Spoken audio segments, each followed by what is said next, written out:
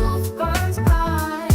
We stand as one exposing your lies tonight. No scam or false prophet can dim our light. Keep it unfiltered, let pride take flight. Shut up, you dumb, you sound like a coon. Get out, stay clear of this room. We proud, we black, rich, and forever stay paid. They lies and killing sprayed from the soil they mislaid. Their tales are sham, cooked up by scammers who toil. So shut up, chief X, you're a grifter, spoil. Your bow-hammer drivel and your soul. Coptic verse, their language is liturgical, not to rehearse curse. While Ethiopian and Nubian cops and Cairo so merciful. Drop troops surgical, leaving your myths pitiful. You act like black folks ain't speaking Remy, give me your idiocy. Buds deep, can't study, can't even see. Bubble brother, hush up before I knock your sugar out. Don't twist our ancestors' lore, I'll butcher your clout. Unity in Kemet, our truth burns bright. We stand as one exposing your lies tonight. No scam or false prophet can dim our light. Keep it unfiltered, let pride take flight. You claim you came from Baltimore, just more trash on display. I bet the faithful flock was up, dusting your ass away. Into that fat orange cat, you're dumber than a box of rocks. Pushing assimilation as politics to shock like cheap mock. We spot you from a mile, your act just isn't slick. This is real knowledge, not your chronological scholarship. If you scared, you should be watch as I spit. God's flame, no bars, no game. You're done when I put you to shame. When your twisted lies crumble and your fake talk fades, our united voice echoes, truth never degrades. From the ashes of deceit, our spirit invades. In Kemet's name, your false crown forever cascades. Rosie aka Amir, the scams a total disgrace. Spitting away with one jargon at a crooked scheme and pace. You twist words confused, try to carve up a space. A fraud, your fake gospel body you with no base. You try to fool slow raps with your bogus empty guys, but your clumsy act crumbles under truth piercing eyes. Kemet stands united, no room for your deceitful art. Step aside, false prophet, your lies won't break a heart. Unity in Kemet, our truth burns bright. We stand as one exposing your lies tonight. No scam or false prophet can dim our light. Keep it unfiltered, let pride take flight.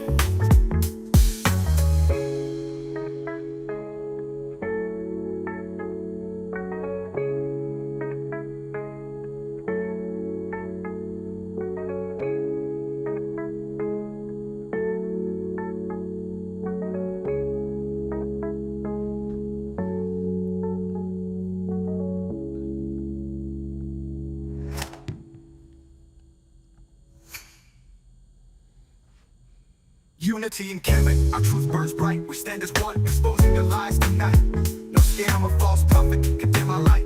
Kemet, unfiltered, black pride takes flight.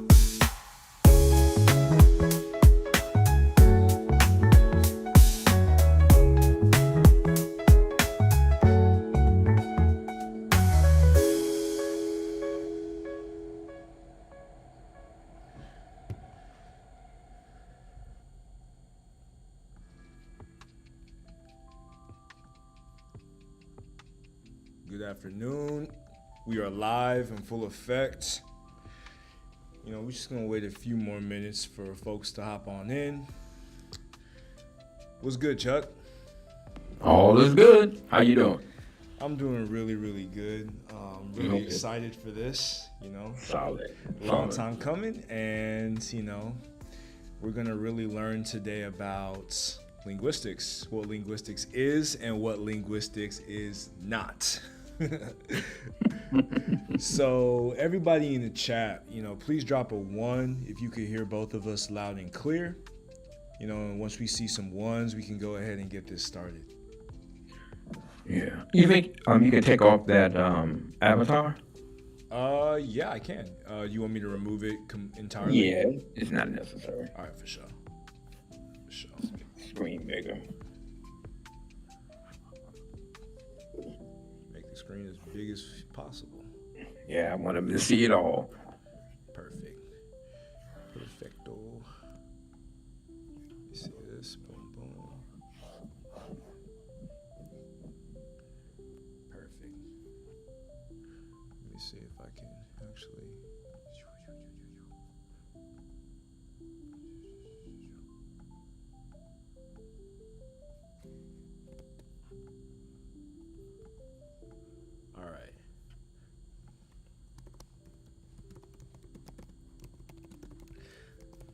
So today we're going to be talking about, just what Kemet is and what it isn't. There's been a lot of controversy about, historical linguistics, whether or not, the ancient Pharaonic language is related to, Sumerian or some so-called Bantu languages, whether or not that's a legitimate comparison. I tend to be the ones who say that we should follow, the specific methodology set forth by Theophile Obenga, by the Obenga-Diopian School of Historical Linguistics. And, some of the scholars that we're going to discuss today claim to, but we're going to get into, some of the flaws of their methodology. I don't see any ones in the chat. Y'all got to give us some ones if you're there listening, if you could hear us, because we want to make sure that we're heard loud and clear before we get too deep into the presentation.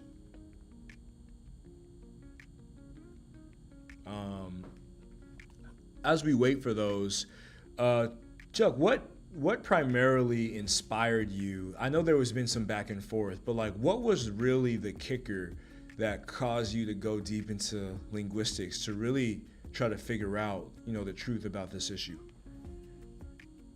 Well, what kicked that off was almost a year ago, after I had done a video that the topic was centered around were the Sumerians black, and Asar Imhotep had took it upon himself. Well, before that, it initially started from a Facebook discussion that he and I had that became kind of hostile. And, I chose not to really go forward with it in terms of pushing the topic by addressing him specifically in video, etc., because he and I have a mutual friend that I didn't want to make waves put that person in the middle. But at this point, since he started taking pot shots at me and little jabs, I figured, why not just let me go ahead and, take this dude on and, put him in his place, because what he's doing is absolutely contrary to the historical linguistic manual. Whatever he calls his methodology, I mean, that's his thing. But to try and label it the standard, I disagree with that. So certain books and authors were recommended to me from people who study this type of thing. And I just took the time to go through books and PDFs and watch lectures on it so that I can get abreasted on the basics and the essence of it, the core of historical comparative linguistics, and how to detect those who may be perpetrating, fabricating, or being pseudo-linguistic. And so that put me on this course where he and I have been going head to head for the last few weeks. I'm not going to do a whole bunch of back-to-back videos because money's not worth it. Number two, I have more important things to be addressing. But because Sumerian is a topic and an area that I specialize in as far as the language, the grammar, the history, when I see these strange comparisons that make absolutely no sense that we're going to see, and I want to make it vividly clear to those that are watching that this guy is absolutely wrong. He don't know what well, I ain't gonna say he doesn't know what he's saying. He knows, and he's intentionally lying about it. Perfect. And that's why I say you can't trust a guy like that. So one of the things I wanted to start off with was when I watched his part 1 and 2 videos that you see blurred in the back.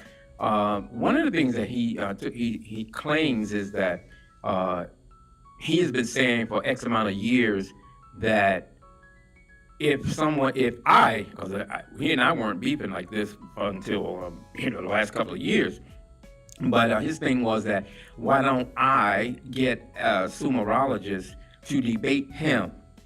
And that's like, what are you talking?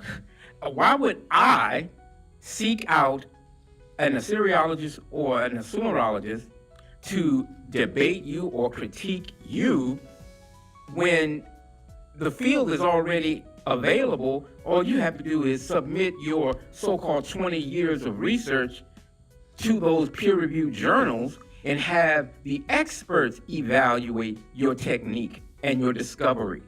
And if it was so significant that it would change the game as we know it, then why haven't you already submitted it? He knows it'll be rejected, and that's kind of the thing about, we have to establish before we get into it. I've analyzed Asar and his work and, some of the people that he quotes, and Mboli, he quotes Mboli a lot in his linguistic work. And, there's a few other scholars around, the African continent and the Black world who have quoted, both Asar and Mboli's scholarship, being that they're unaware of historical linguistics, but they think that this stuff that they're promoting can be used to validate other fields.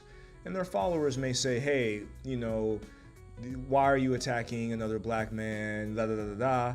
But I think it's important because the game that these guys play is they'll accuse you of being an Africanist, or they'll accuse you of following the white man when their stuff is illegitimate. It's important to have Black scholars like yourself and other, Black people who promote the truth to be able to challenge the error, so future generations, of our people are not confused by the propaganda. Yeah, and so to end that last point I was making was that I had posted a few segments in a Facebook group that he's a part of, Mm-hmm. and someone who supports him had made the point that he and I should debate, or we should argue this, and that's where he said that I already told you that if he feels this way, why don't he get a scholar to do this and that? And my whole thing was, I told Garfield, because he commented on it as well, I said, well, I say, Garfield, the only way I would debate this guy is if you put a certified historical linguist or a Syriologist there to catch the deceptions in real time, to help or aid in the public being able to see how these games are played in real time, as opposed to just going back and forth and then having to stop and stop and stop and stop just to make the clarity. So that was my whole point. And then they started running with the narrative that, he refuses to get a sumerologist or an Assyriologist or a linguist to critique Asar. So they use this red herring, they use this straw man argument away from what I was saying, is that what you're putting out is not based on the historical linguistic foundation going back 200 years. This is some stuff that you put together. Facts. A derivative of some of the things that Mboli had put forward. So that's where I'm going to show how some things that he has been doing, and you're going to see it, that leaves the reader or the viewer in the position that this guy is lying. Let's get into it. And for those of you who have questions, I'm going to let Chuck flow. But, if you have a super chat, we will read super chats, as he's doing the presentation. So without further ado, let's get into it. All right, here we go. So as you can see on the screen that we got this Kiduru and Kmt, and how they are unequal, which is being debunked yet again. Yes, we have to go over it again. So this is Asar Imhotep's continued pseudo-linguistic buffoonery. So what I want you to do is lay out the fact that this presentation will expose yet another series of ridiculous examples of pseudo-linguistics. The claim that the Sumerian word Kiduru is a cognate of the Egyptian word Kemet. This false equivalent has been circulated as part of a broader pattern that disregards the foundational principles of historical linguistics in favor of surface-level similarities and semantic overlap. In the following slides from Asar Imhotep's recent videos, we'll walk through the alleged connections, examine the actual data, and how Asar's arguments collapses when tested against real linguistic methodology. This is not about a mistake in translation. There are deliberate, clear levels of information or misinformation which is being dressed up as scholarship, and why we must be vigilant in exposing it. So let's start with this first slide. And for the record, I'm not going to go through every single slide that he had on his video, because by the time we got over to part 2, it just became redundant and nothing is being addressed that I actually was pointing out. In many cases, he's putting up the very quotes that I put up that he never put up before. So he's just using my information to try to validate what he's saying in refute, and it didn't work that way. So the first slide that I read on the part 1 was that the so-called 3 witnesses confirm a common cognate root in language. Kemet, Kiduru, and how does it pronounce? Chinkanda. Oh yeah, Chinkanda. Oh, Chikanda, yeah. And so here we have Middle Egyptian Kemet, a pasturage with an abundance of grass and water. Sumerian Kiduru, damp ground, irrigatable land. Chiluba, Chinkanda, piece of land, field, parts of land being plowed in a day. In other words, farmland. So the semantic parallels unequal to the historical cognacy. Semantic parallel, 2 words happen to mean something similar, like land or water or black. So here we have an example. English, star. Spanish, estrella. Japanese, hoshi. Swahili, inyota, all defined as star, but only the words star and estrella are distinctly related through Latin and Proto-Indo-European. Hold up, Chuck. Someone's saying that there's a slight echo. So I'm gonna see if on my part. Yeah, like he's saying that there's as you're coming in, like it's a slight echo. SA12. So maybe do you have another screen open potentially? No, I don't. Okay. Another screen. What this, like the slide? Yeah, because actually I think I know what's wrong. Let me see. Okay. It might be that On my end. If I'm closing out the screens that I had in the background with the YouTube on. And you're coming in loud and clear the way that I hear it, but on the stream there's slightly echo according to SA12. Everywhere clearly though. SA12, can you hear Chuck clearly now when he speaks? Check one, check one. Is there still an echo? Let us know in the chat. Please. After I made that change. 1, 2, 3, 4, 5.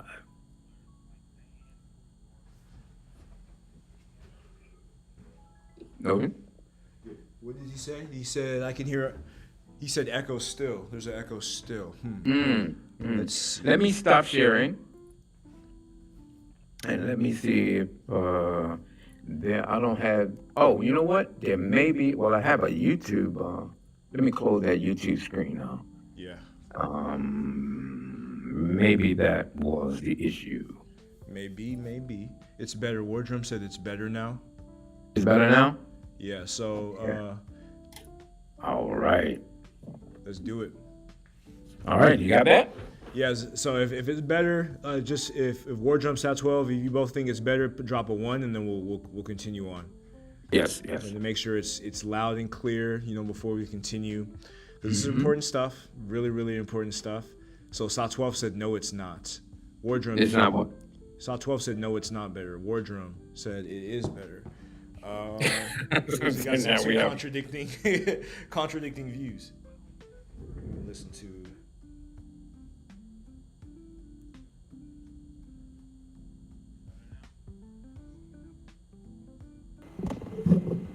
Yeah, it's still.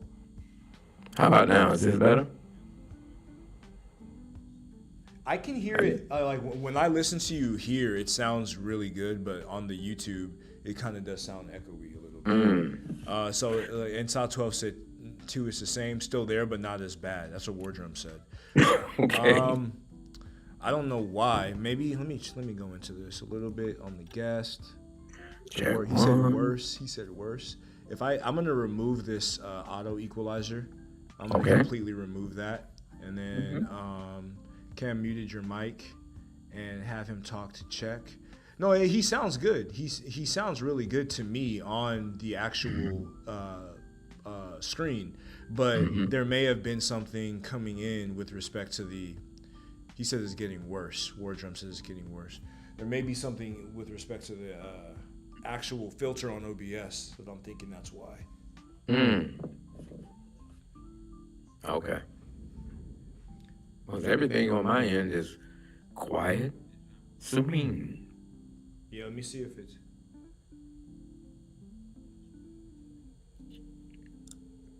We listened.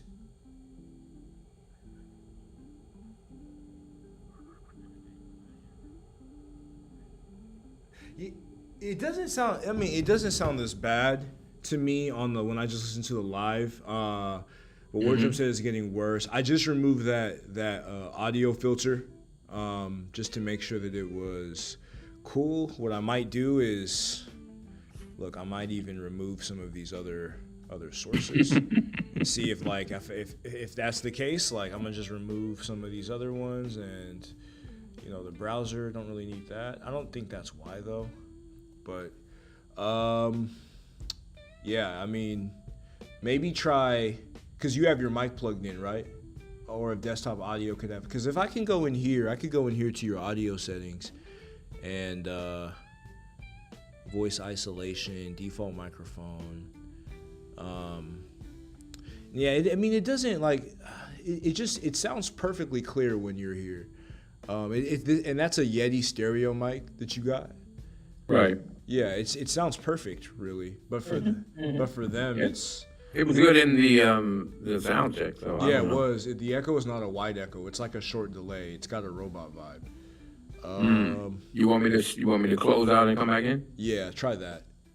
So just exit the whole stream. Yeah, exit and come back. Oh, all right.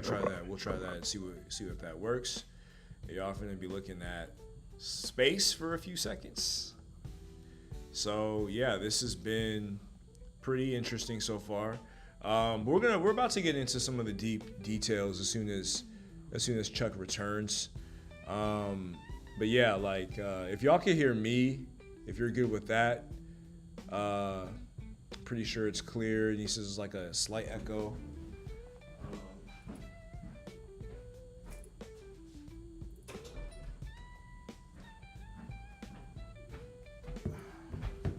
Chuck's back in full effect.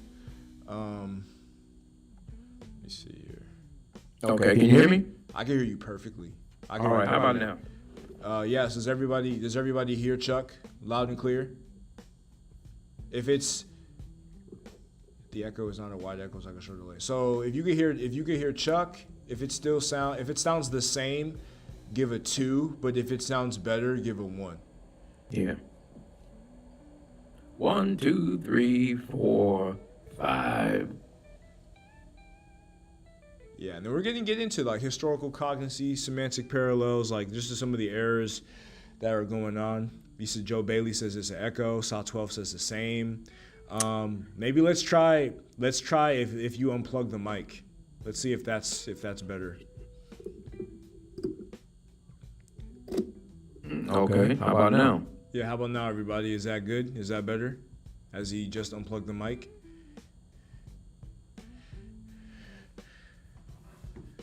One, two, three, He says 2. 4, 5. Wardrum says 2. It's the same. For everybody else, it's the same as well. Okay, well, I don't know what to tell you. I can understand all the words though. I mean, if you can understand the words, that's really it. He says it's the same.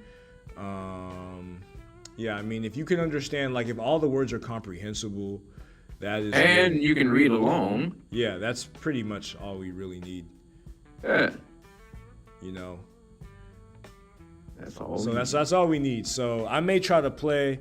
I may do a little bit of something with like I might put a noise gating compressor on here, voice isolation on here. Oh, Fuck that. No, that sounds bad. whatever that just did, that sounded very that was bad. All right, it was like it was staticky. Wait, did you unplug the mic? Did I? Yeah, it Can you sounded hear me like he said. I can hear you. He said it sounded like someone in a small bathroom. It sounds like his camera mic is priority mic, not his real mic. Nah, he had his mic in, but we unplugged it just to test it. But if that doesn't make a difference, like low key, yeah, no, that's you and that's me. Yeah, fuck. I don't really know what to change, but ultimately, I mean, if y'all could hear him perfectly, that's really all we need. That's all we need. So, Yeah. so I'm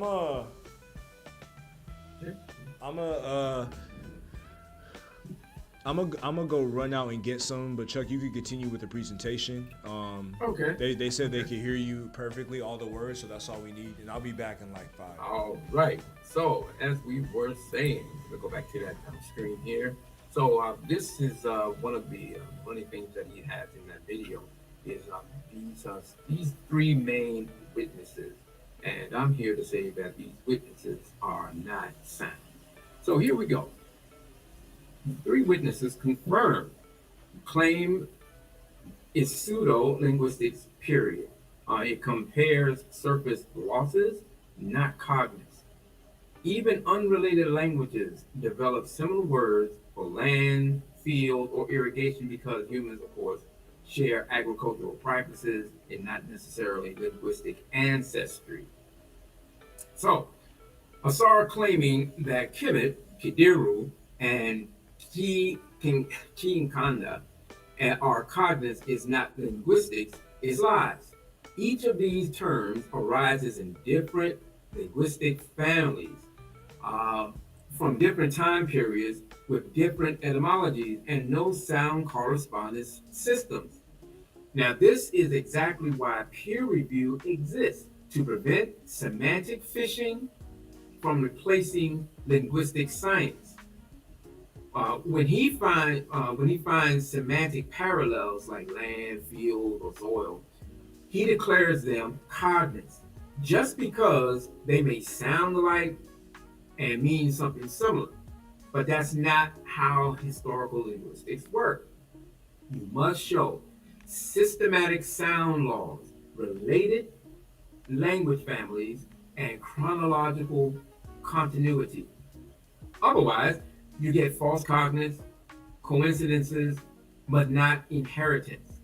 And in the Historical Comparative Linguistics by Lyle Campbell, Historical Linguistic 3rd edition, he states that words that sound alike and have similar meanings are not necessarily related. Only through demonstrative or demonstration of systematic phonological correspondences can true cognates be established. So Asar's 3 witnesses approach, Kmt, Kiduru, Kmt, are phonologically, semantically, and historically flawed because he cherry picks semantics, not phonology. He ignores linguistic isolation, typology, and he ignores 200 years of historical linguistic methodology, confuses analogy with etymology. So, his 3 witnesses are worthless. Now, number 1, Kmt misrepresented innovation.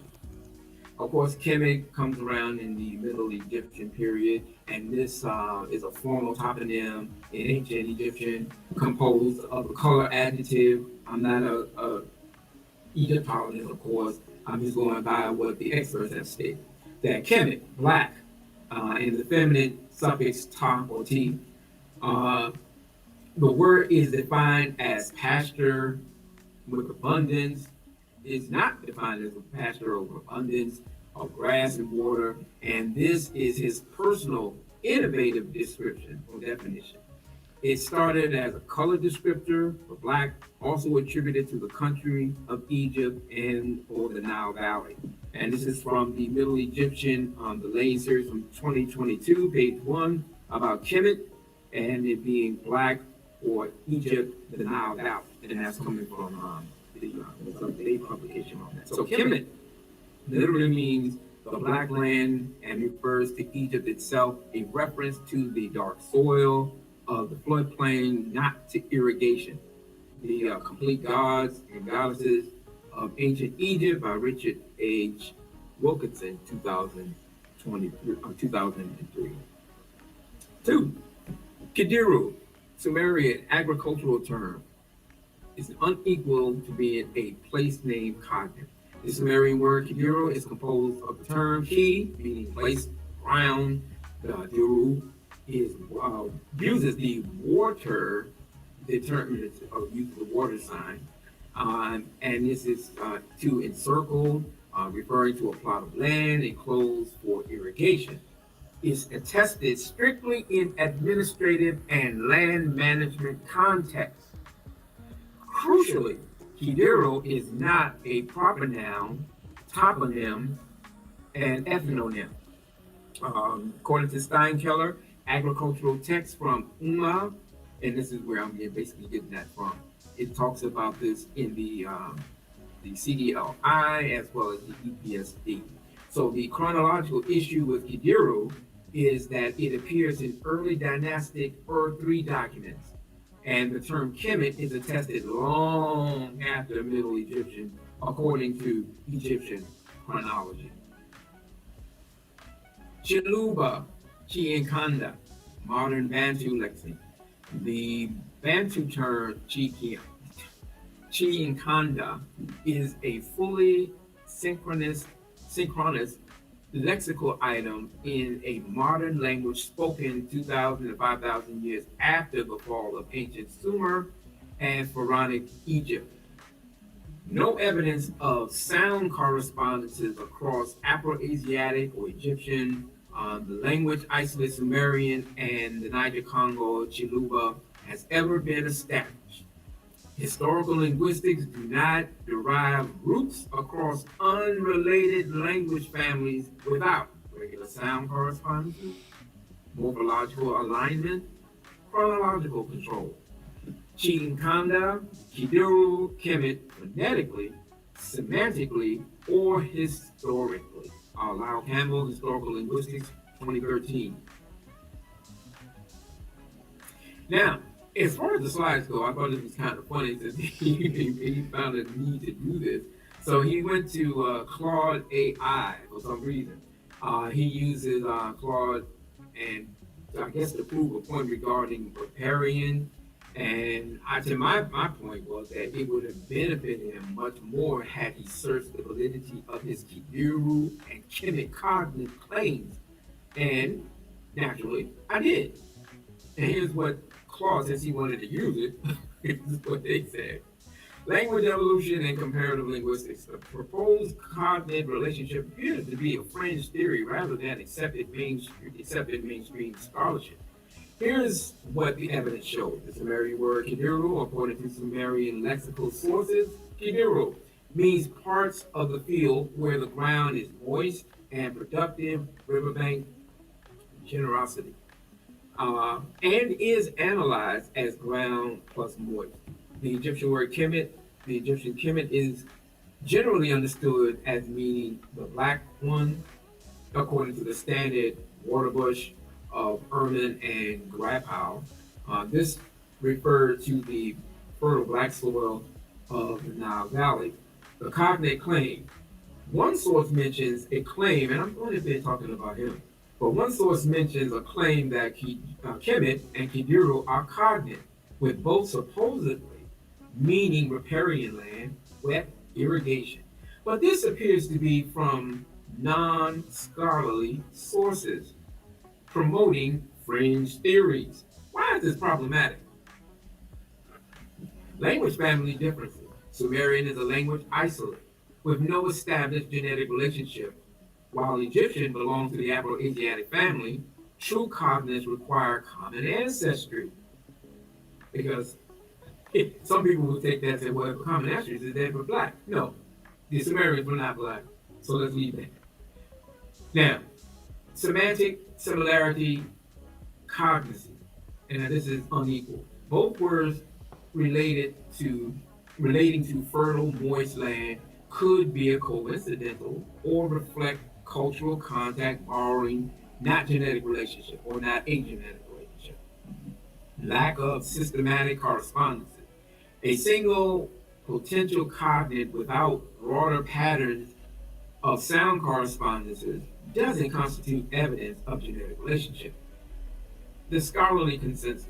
This proposal doesn't appear in mainstream comparative linguistic literature. The similarity is intriguing, but likely represents either coincidence or possibly ancient borrowing rather than true cognates from common descent, from a common descent. So I wanted to make, this is the point that according to Claude, I had never heard of Claude until I saw him. Yeah, Claude's pretty cool. Oh yeah? Yeah, it is. Yeah. So that's how they, or these AI search engines have pointed it out if anyone were to go and check. So it's obviously on some weird fringe theory that's out there that being passed off on YouTube and Facebook as being scholarship. Did it rain a lot in Sumeria? Which I thought was funny because Sumeria is not Sumer, but anyway. But what he put up in his slide was, did it rain a lot in Sumeria? Now here's Asar using tricknology, linking Kiduru with Kemet by making them both, in his view, riparian land. He committed the logical fallacy of confirmation bias when he gladly accepted the initial result of the lack of rainfall in ancient Sumer. So his point from his search was that no, ancient Sumeria did not experience abundant rainfall. The climate in Sumeria, located in southern Mesopotamia, modern-day Iraq, was characterized by semi-arid or desert-like or low rainfall and hot temperatures during the summer months. Average annual rainfall was significantly low, estimated to be around 100 to 250 millimeters per year. This low rainfall, combined with high evaporation rates, made the region largely unsuitable for agriculture and relied solely on precipitation. Apparently, he didn't verify, nor did he conduct a deeper search to falsify the answer. I did. And when questioning Gemini AI further, did it rain a lot in Sumeria? I added a Sumerian quote where the weather and the damp, wet spots, about the damp and wet spots. And Gemini AI then changed its tune. And this is basically what it's saying about those historical rain periods in Sumer, where I went to this quote and called the debate between winter and summer. And you can pull this up on the electronic text corpus of Sumerian literature on line 200. So, summer, my brother, the wet spots must be missing when tilling the field. I ended that quote and gave it context, and here's what resulted. My citation from the debate between winter and summer is particularly valuable evidence as it directly contradicts the idea that summers were uniformly dry during this period. When Sumerian literature was being composed, the reference to wet spots that need management during field tilling clearly indicates that summer rainfall was significant enough to create irrigation challenges and opportunities. Now, if you see, this is Gemini AI. You hit a critical point and a great example of why relying solely on broad generalizations about ancient climates can be misleading when we have specific textual evidence. My apologies for not delving deeper into the nuance in the previous response. Your interpretation of the debate between winter and summer is indeed highly insightful. Let's evaluate with your excellent points in mind. Conclusion. You are correct to challenge the oversimplification. The term Kiduru and the specific literary reference to the or from debate between winter and summer are indeed strong indications that the climate during the early dynastic period in Sumer, particularly concerning summer moisture, can or may have been more complex and perhaps more favorable, or at least requiring different management, than the often stated generalization of uniformly hot and dry. This highlights the value of integrating textual evidence with paleo-environmental data to get a more complete and accurate understanding of ancient environments. Thank you for bringing this crucial detail to light. It serves as an excellent reminder that ancient literature often contains different or direct observations of environmental conditions that complement agricultural and scientific findings. Now, Claude is the same thing. Are you saying, I think this is one that I had sent them, are you saying that prior to the Peora oscillation, when Kiduru was used in Sumerian literature, it was before the Peora oscillation? Because in their literature, the Sumerians literally stated that the summer months were rainy. So it's identifying wet, irrigatable areas due to rains. You're absolutely right to question my timeline. I made an error in my chronology. Let me clarify. The Peora oscillation, 3200 2900 BC, occurred during the late Uruk periods, which predates the early dynastic periods when Kiduru was developed and when texts like the debate between winter and summer were composed. The early dynastic 3A period you mentioned dates around 2600 2500 BC, which is several centuries after the Peora oscillation ended. So you're correct. When the Sumerians were using Kiduru and writing literature that references wet spots and rainy summers, this was well after the Peora dry period had concluded.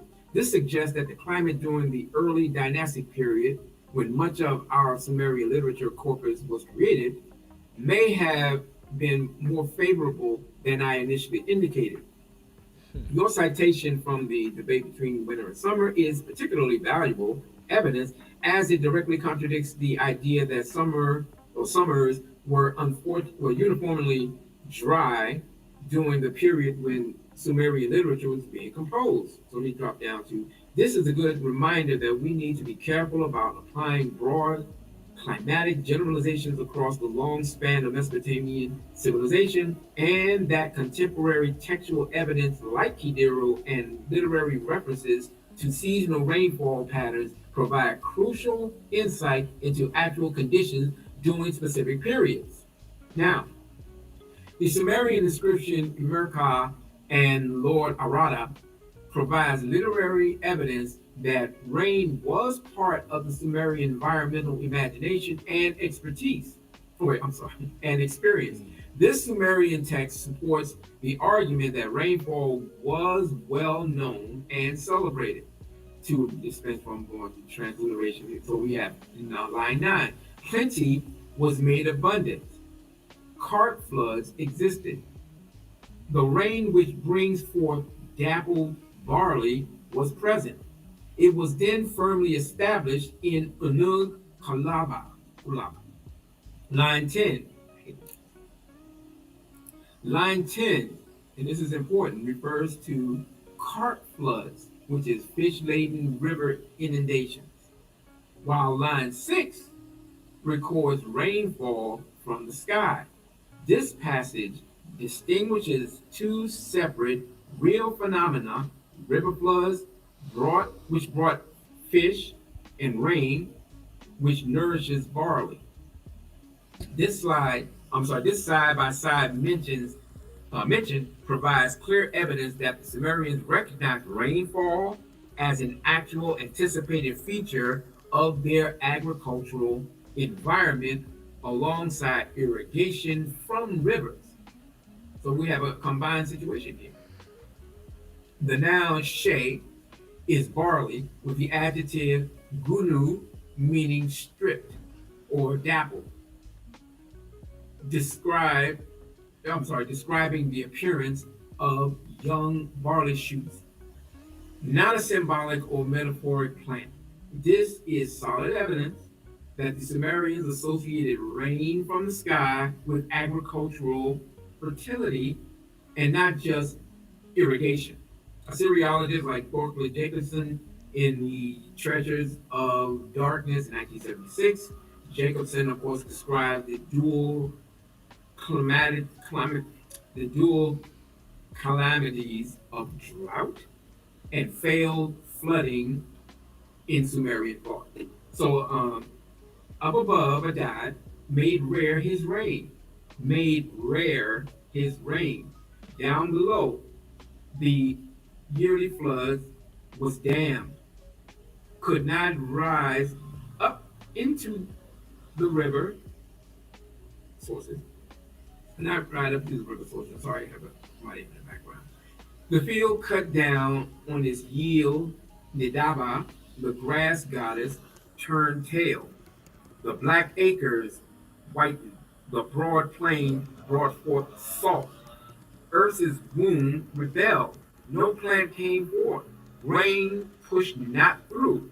Infirmity befell people. The womb was tied up, could not feed the child outright. These metaphoric terms, he's talking about a drought that ensued. And this passage underscores how both rain and flood were seen as essential and how their failure ultimately resulted in the environmental ruin and human suffering that brought an end to ancient Sumer.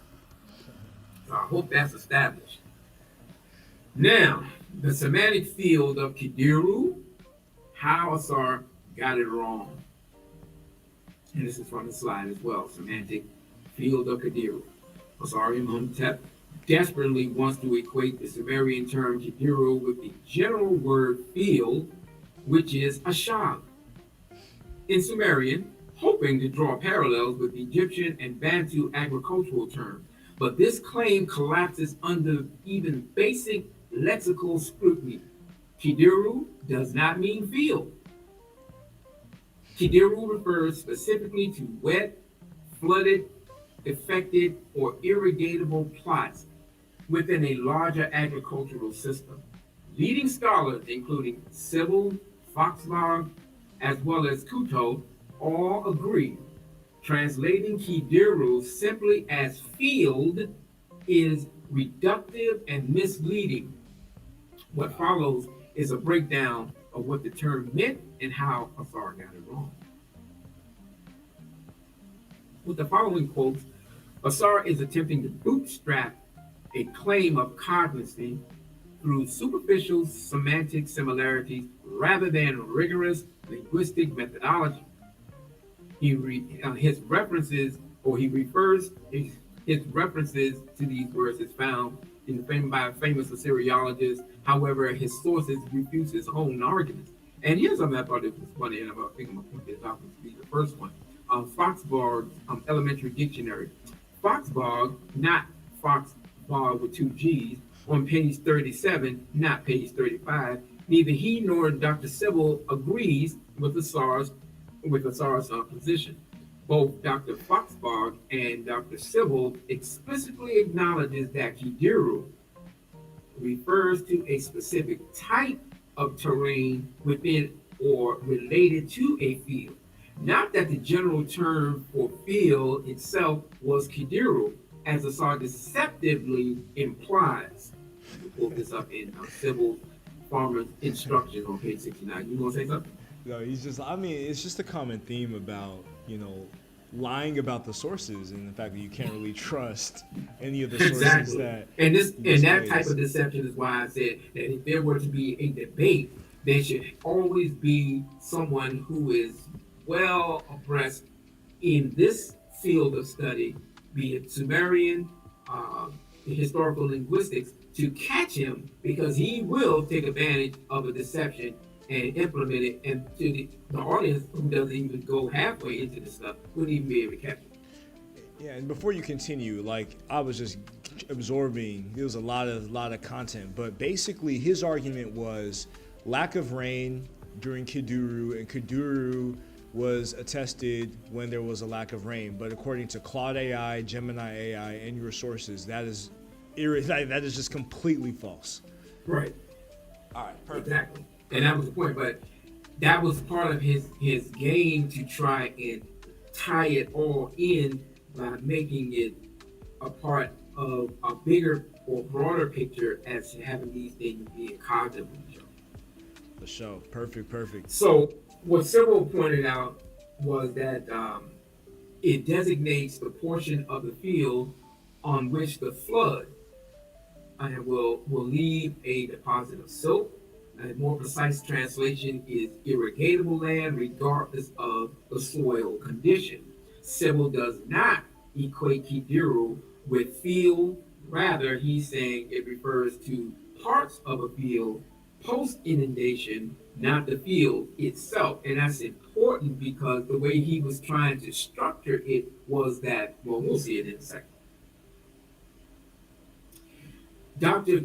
I don't want to butcher her last name, but Dr. Kutu, which I'll have her name. Dr.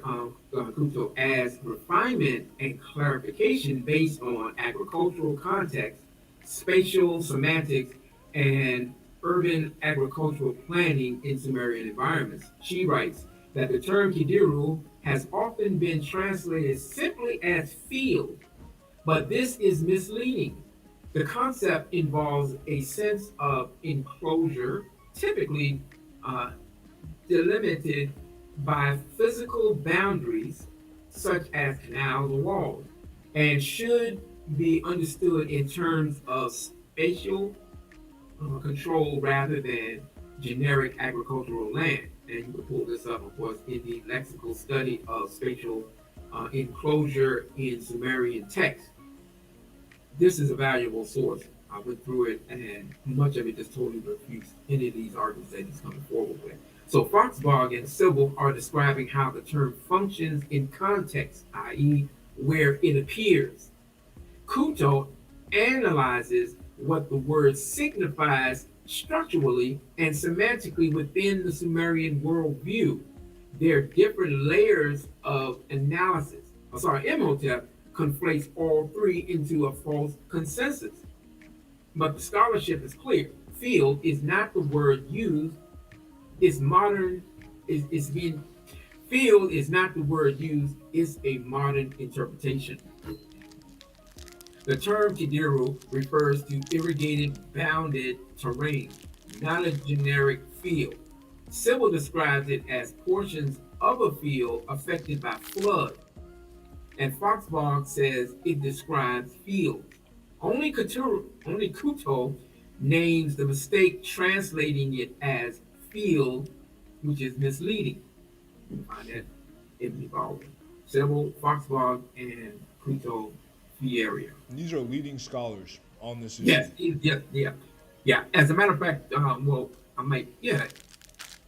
let's pull this up. So Sybil back in 1994, how they applied it not as being the term that's used for field, because if you go through various inscriptions, you'll never see the word that's used for field. And of course, Foxbog gives a basic of it in his dictionary in 1995, and Kuto, who wrote along with other prominent Assyriologists, gave praise to Sybil in a publication, and she is right now the leading authority on that today.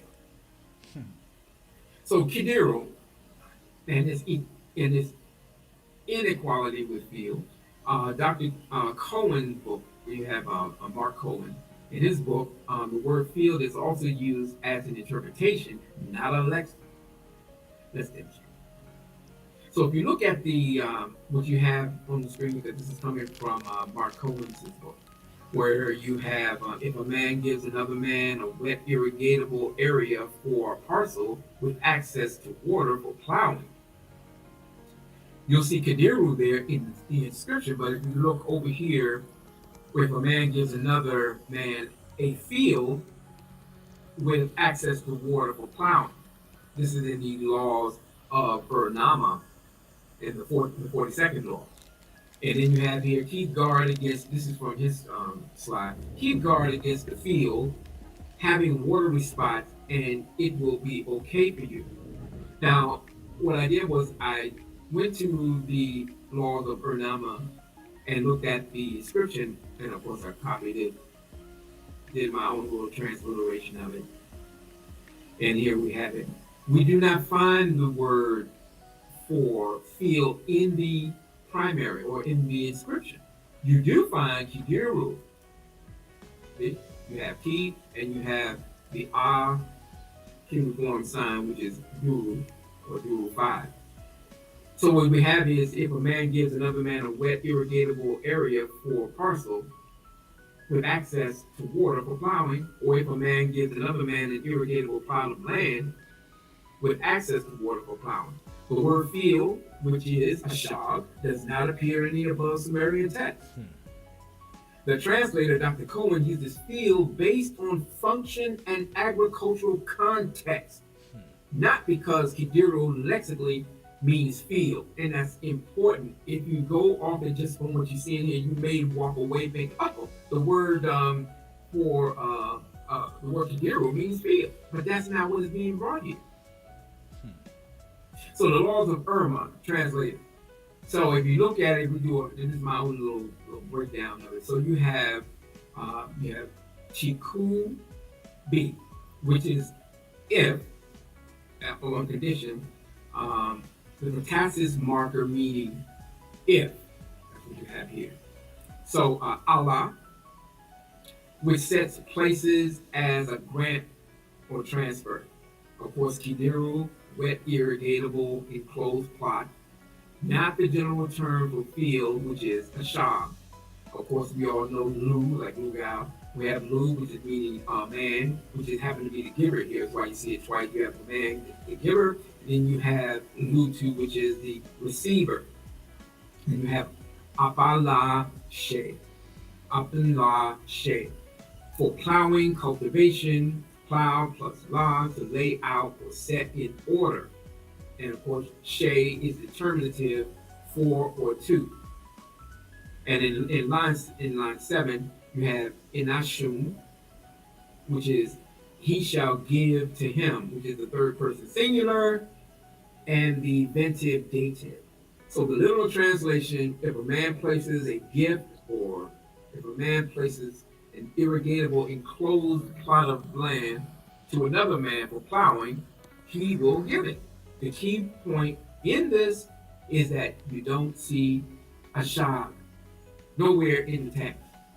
So Kiduru is not a field directly. It is bounded irrigatable plot land. So I think that should be clear. I hope it's clear. Yeah, That's the reality of the situation here. All right, so contextual translation versus lexical meaning. Translators sometimes render a word in a way that fits the passage.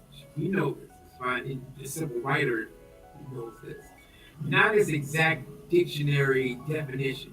If you ignore that nuance, you will misinterpret or misrepresent the original terms of scope, which is exactly what's happening when Kiduru is presented as if it were the standard Sumerian word for field. And here's an example, like you find in Latin, in English. The Latin word ager literally means cultivated land, acreage, territory under cultivation. In some contexts, ager could mean province or district. Ager or Ager Romulus, the Roman territory, which has nothing to do with a literal field. When translators render ager as field, it's a contextual interpretation, not an exact one-to-one lexical meaning. That's clear. Yeah. The same applies to Kiduru, describing fields is a usage context, not its core definition.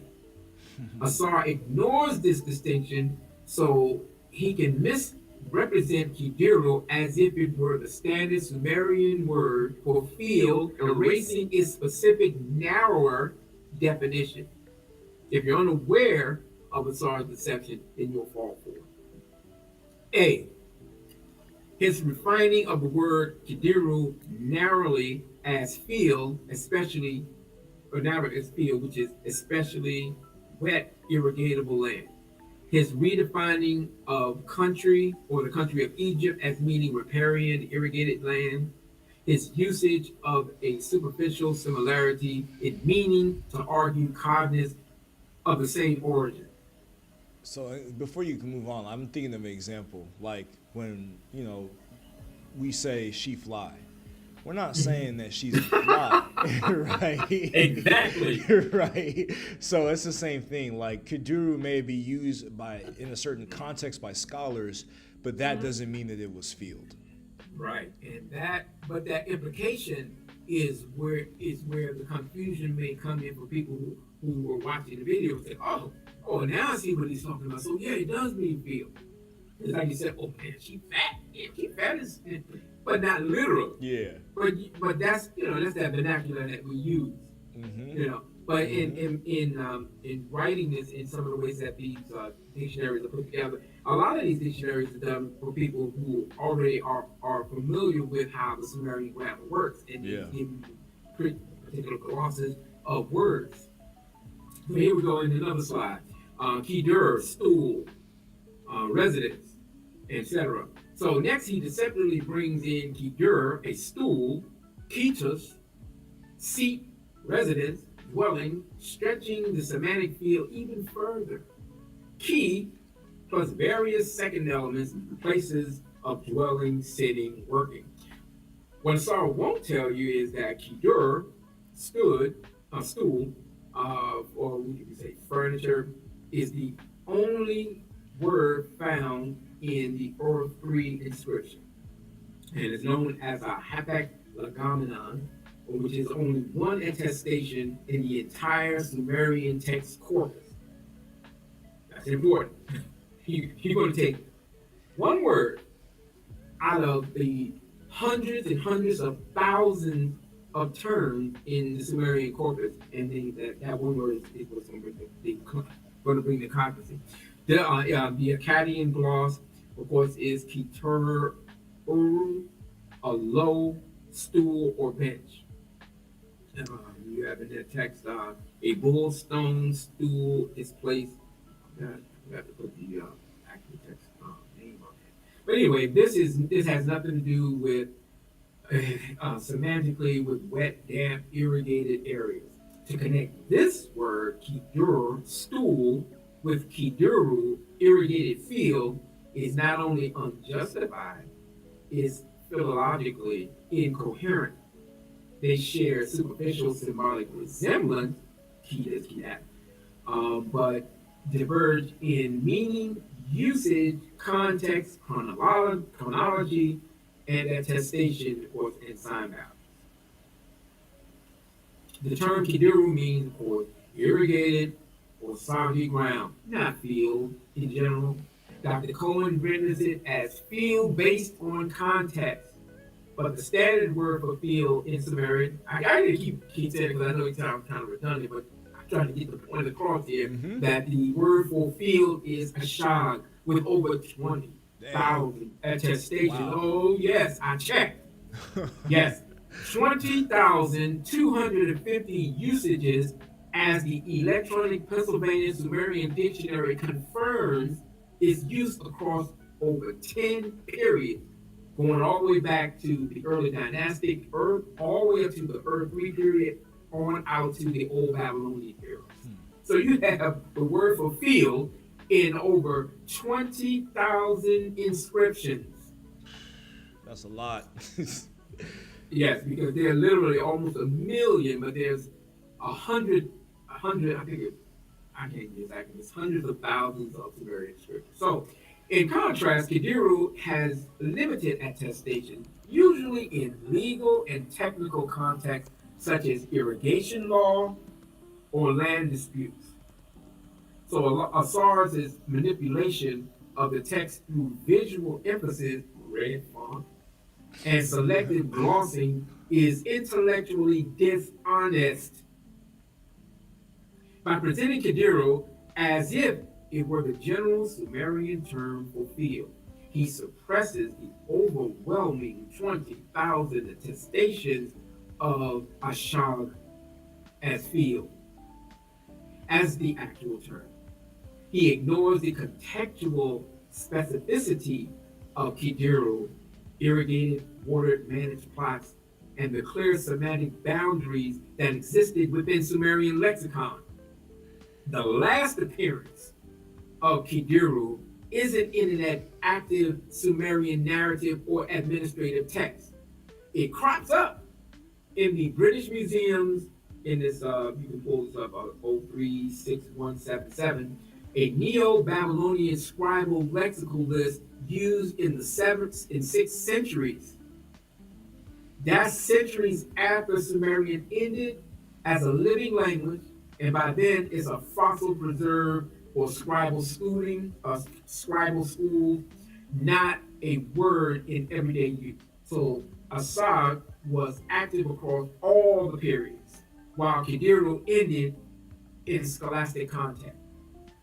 So Asar's equation of Kiduru, field, Kemet, is deliberate distortion of the lexical data. Yeah. So the semantic similarity, not evidence of cognicy. Cognizants are words in different languages that descend from a common ancestral form via regular sound correspondence. Semantic similarity can be coincidental. The fact that all three words relate to land does not mean their etymology related. This is semantic overlap, unequal to a genetic relationship. For example, English, mother, Japanese, aha. Both mean mother, but they're not related linguistically. Spanish, mucho, I forget how to pronounce this other word. Mucha, both exist and mean something similar, but again, this is semantic overlap, not shared ancestry. Look it up. 2. Chronological incompatibility. The earliest usage of Kiduru goes back to the early dynastic 3 or Ur 3 periods and is at least 500 to 800 years before the toponym Kemet is securely attested in Egyptian sources.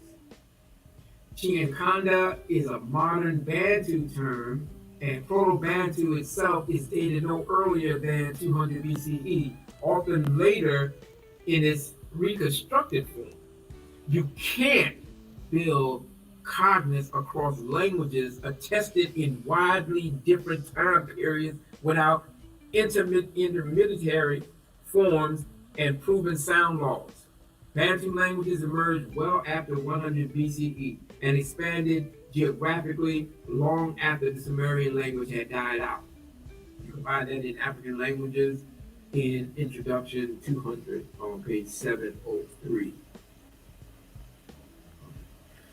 Number 3, false equivalence of morphological elements.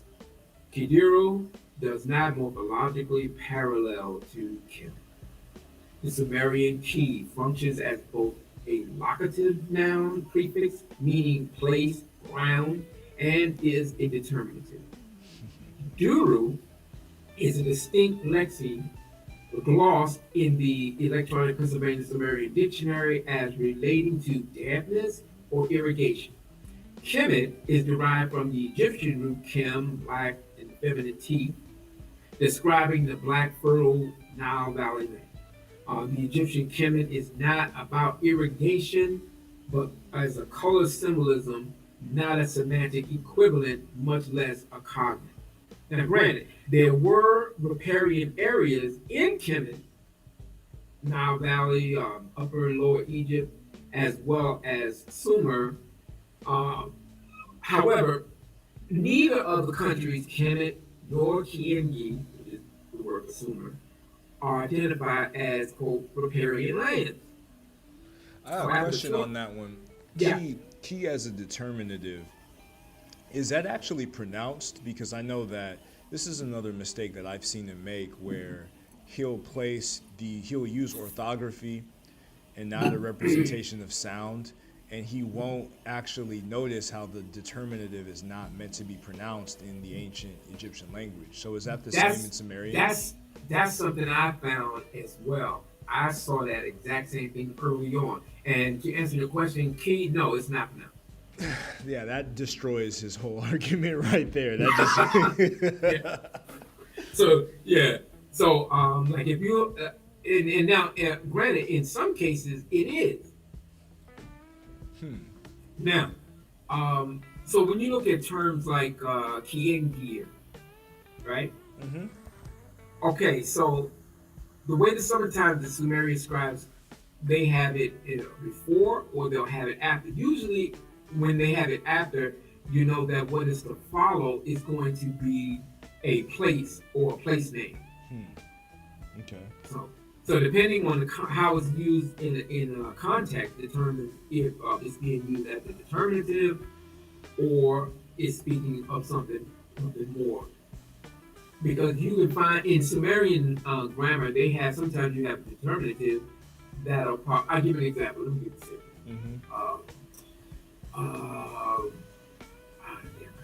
I just lost my train of thought. I can't even. It's all good. I don't want to get you too sidetracked. You can. Okay, well, anyway. Yeah. But yeah, so my point in all of that was after 20 years of research, which he told me, he said, well, I've been doing this for 20 years.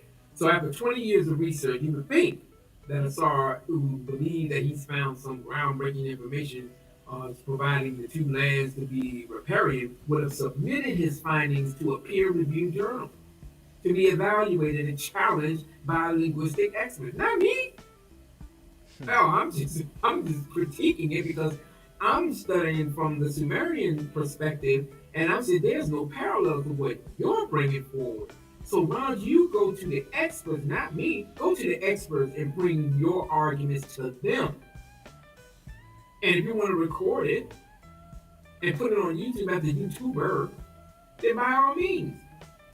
But I would think that if you want to revolutionize the whole process of your 20 years of research, then by all means bring Kiduru Kmt before the Assyriologists who have equal amount of years, if not more, and are able to who are better equipped to challenge your arguments.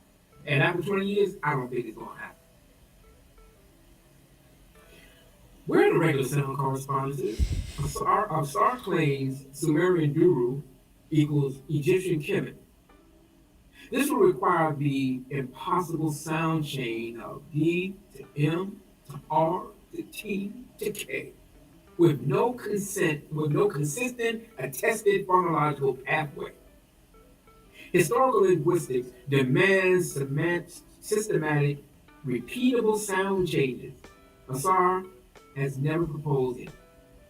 Without them, this is not a comparative reconstruction, it's just surface resemblance. Now, at this point, we're going into part 2 of the video, where Asar gives his followers a peek into how he arrived at his conclusions of Sumerian, Egyptian correspondence, that whole psychobabble. This alone should explain why, after 20 years of research, keep that in mind, 20 years of research, according to him, he still refuses to submit his so-called comparisons, such as these, into a linguistic peer-reviewed journal for analysis. So this is what he said. I took it down as a transcript. When I went, I'm like, I'll just read it as is. When I went to do some regular sound meaning correspondences with the word Kemet, I lined up all the homographs of the word Kemet and its various variations throughout the language in its all-time periods.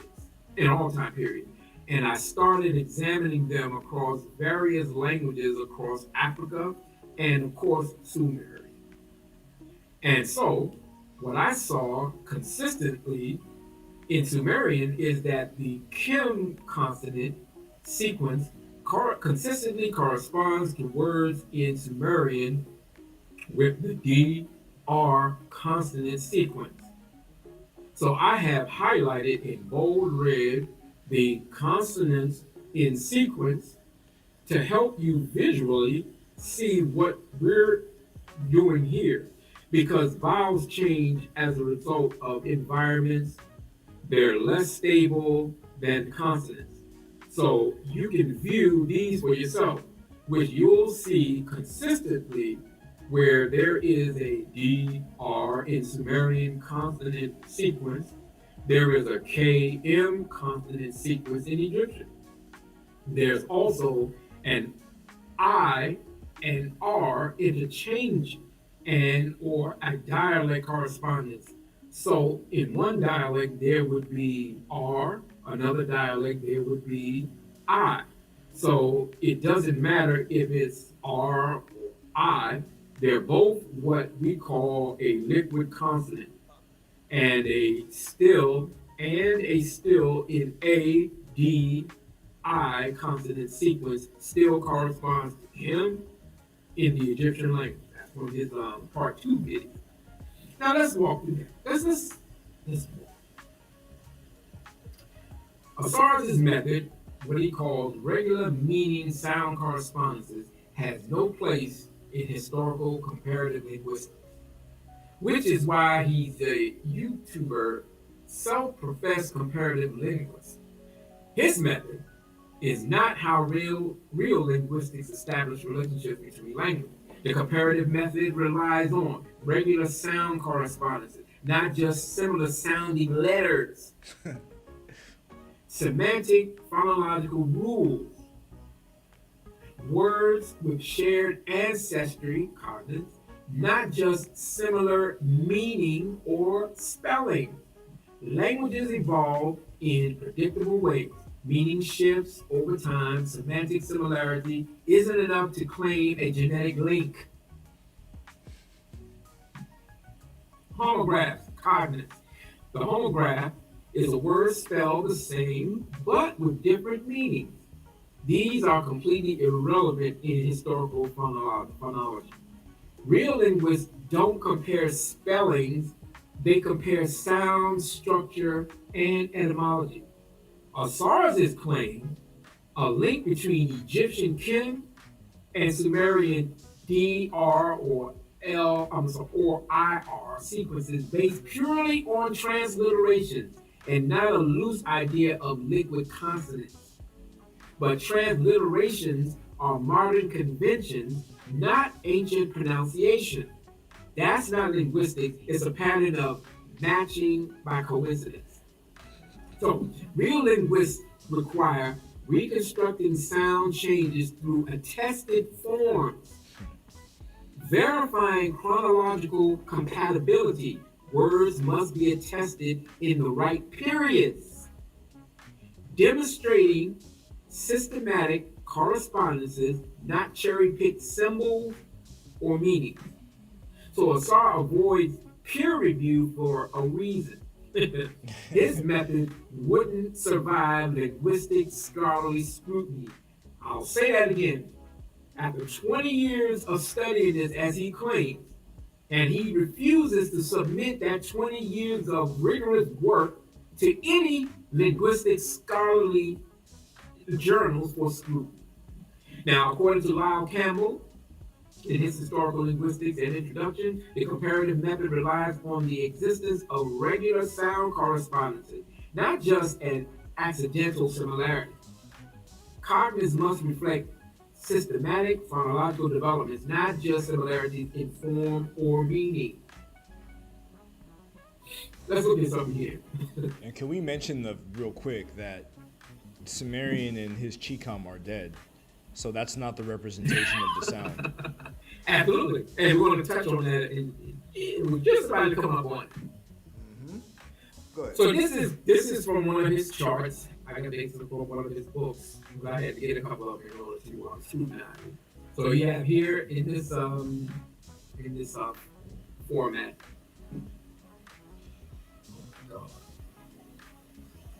Somebody said they're going to add for it right now. Anyway, so here you have in this chart Sumerian, Kikam, and Chiluba. Their correspondences, blah, blah, blah, blah. The above chart is all over the place with multiple basic language errors. Asar Imhotep claimed that the Sumerian D and I and R corresponds to the Egyptian and Kikam Kim. That's supposed to And be an these- L, right? Huh? A D, L, and R. Yes. Yeah. Did I say I or did I say Yeah, you were saying I. Okay, sorry. And these show deep historical relationships between Sumerian and African languages like Kikam and Chiluba, which he then uses to suggest that Sumerian has African origins. There's no established sound laws D, K, L to M to R to M. Asar invented this phonological correspondence. There's no attested historical phonological process in any recognized linguistic tradition. Indo-European, Afro-Asiatic, Nilo-Saharan, Niger-Congo, or language isolates like Sumerian, where a voiced dental stop, D, regularly becomes a voiceless velar K, a lateral approximate L becomes a bilabial nasal M, nor a liquid R becoming M across any established language family. Professor Lyle Campbell, in historical linguistics, explicitly warns of this sort of activity. The comparative method depends on establishing regular sound correspondences between sets of words. Similarities are not systematic. Words that are not systematic are not evidence of genetic relationships. Hope that's clear. Yeah, I'm looking at even some of my data dealing with, what they call Negro Egyptian, which they got from Obenga. And I don't see that correspondence. I can't see that correspondence even in the, African historical linguistics side of the equation. So them using two dead languages to try to establish that is completely unfounded. Exactly. I'm sorry. Yeah. Oh man. Yeah. And that good guy said you're killing them. Oh well. I'm scared. Oh, you were going really would drive into the grave in a minute. So the next one, sound changes happen within specific environments, e.g. between vowels after nasals at word boundaries. Asar's chart doesn't control for phonetic context, intervocalic, final, stress patterns, nor syllabic or syllable structure. He simply lists pairs of words that look similar with the definition of cherry picking, a classical hallmark of mass comparison discredited by historical linguists since Joseph Greenberg's time. Now, the fake linguist, Asar Imhotep, repeatedly builds comparisons involving the Sumerian R. However, the Sumerian language did not have a phonetic R. A phonemic R. What we transliterate as R is up-to-date modern scholarly convention, not a sound attested in actual Sumerian language. Wow. Now, we're getting ready to really get into it. Now, Assyriologist Bram Jagersman, in his 2010 books, explains it. There is no phonological evidence for an independent R in Sumerian. The signs transliterated with R reflect orthographic or dialectical variants. So claims like Sumerian dur equaling the Egyptian Kem are meaningless and ridiculous because when dur contains a symbol not representing a distinct sound, the cognitive argument completely dissolves. Wow. Is the R in transliteration erotic phoneme? No. The R in Sumerian transliteration is not phonemic at all. The phonemic is a sound is a sound that distinguishes meaning in a language. For example, in English, rat versus lat is a minimal pair showing that R and L are distinct phonemes. However, in Sumerian, no minimal pairs exist that prove a distinct rhotic R. R appears because the Sumerographic shorthand, not because the R was spoken. Wow. Not because the R was spoken. That's That- wow. That means building sound correspondences using the transliterated Sumerian R, like Asar does, is building on a ghost sound. The duru in Kiduru is just duru, as conventionally written, not pronounced with a real R. It doesn't represent a phonemic rhotic R in Sumerian because none is known to have existed. Scholars write duru in transliteration for consistency and reading ease, not to assert actual pronunciation. The R appears, back up, the R appears due to influence from Akkadian writing convention, not because the Sumerians had that sound in Sumerian grammar.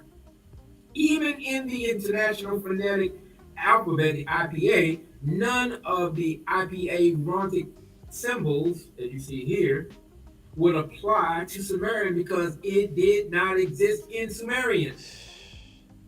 That's fucking huge. Oh, sorry, Yeah, well, that's yeah. huge. Now let's hear what the Assyriologists and Sumerologists have to say about this. The following are a list of citations from the top Assyriologists and Sumerologists in the world that reinforce the scholarly consensus that the claimed Sumerian R is a transliteration convention, not a attested rhotic phoneme. This directly undercuts Asar Imhotep's attempt to claim sound correspondences with R towards building cognizance on that basis. Dr. Marie Louise Thompson, The Sumerian Language and Introduction to Its History and Grammatical Structure, 1984. There is no clear evidence of a rhotic phoneme in Sumerian. The signs transcribed with R are used for morphonemic or orthographic purposes, especially in later periods influenced by Akkadian orthography. Dr. Thompson explains that Sumerian did not contrast R with other liquids such as L Yeah. as necessarily conditions for or to establish R as a separate phoneme. This reinforces the point that any attempts to claim D to R to L phoneme trajectories or regular sound correspondences in Sumerian is unsupported by the data. All right, so here we have Dr. Pascal Antinger, Elements of Sumerian Linguistics. It is doubtful that Sumerian possessed a rhotic phoneme. The signs transcribed with R are often conventions or typographic conveniences. Number 3, Dr. John Hayes, A Manual of Sumerian Grammar and Text, 3rd edition, 2000. The use of the symbol R in transliteration does not imply that Sumerian had a rhotic, trilled, or trapped sound. It is a scholarly convention generally used to distinguish certain signs or roots, particularly in relation to dialectical or diachronic variation. This clarifies that the appearance of R in forms like durig, duru, or are not spoken, uttered, vocalized, and should never be used as evidence of a real R sound. Dr. Hayes, as well as others, treat R as a place card, often morphologically conditioned, especially under influence from Akkadian glosses. We're done. Dr. Jeremy Black, And Dr. Graham Cunningham, The Sumerian Language, An Introduction to Its History and Grammatical Structure. The Sumerian phoneme inventory does not include a rhotic R. The appearance of R in transliteration is not intended as a phonemic assertion. Dr. Miklakowski, Correspondences of the Kings of Ur, 2021. We must remember that the phonemic value of signs transliterated with R remains speculative. Sumerian phonology had no identifiable rhotic. Such values are often the result of Akkadian scribal interpretation. Damn. Number 6. That shit. Now these are those in the highest echelons of Sumerian grammar instructors and teachers. Now, Dr. Galonzo Rubio, Sumerian morphology chapter, in that chapter of Sumerian morphology, the Sumerian world, 2013, the phoneme R is conspicuously absent from Sumerian. R is used in modern transliteration largely to facilitate comparison with semantic equivalents. So, the standard sign inventory of Sumerian phonology includes D, L, N, G, G, or N, B, etc., but no R as a distinct phoneme. You can't reconstruct sound laws or historical cognate using transliterated letters that are not phonetically real or real. The R in Duru, Dur, Diri is not a reconstructed phoneme based on phonological evidence. It's a transliteration convention used for ease of reference, not to represent a spoken rhotic sound. So when scholars say Duru, they're not asserting that R existed in Sumerian. They're only reading transliterated signs aloud using academic convenience.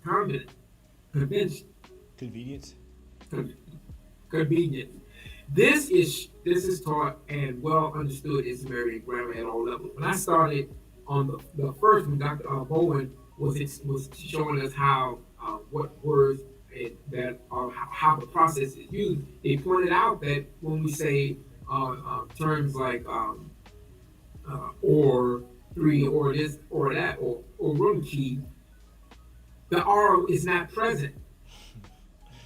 Yeah, this is really. Go ahead. On the basic level. Go ahead. I was gonna say, like, this is really important just to realize what the flaws of Asar Imhotep's, pseudo linguistics are, because not only is it really bad to compare dead languages, but when you understand why, he doesn't use IPA. Like, he doesn't consider IPA to be valid. He tries to use a mathematical symbols argument. But without IPA, you won't know the phonological inventory of the language that you're comparing. So, like, it's kind of like a triple whammy that he's dealing with. And none of the scholars, like, the fact that R or the rhotic is not in the phonological inventory, that's like a good chunk of his comparisons go straight in the garbage. Exactly. And that's what I went back up here to show you. And I pointed that out initially. So you have a dar here, a door, of course, Kiduru, door, diri. These are what he pulled out. And in each one you see the R here. And he's trying to point out how they are related or have cognates, and then he goes into this whole spill.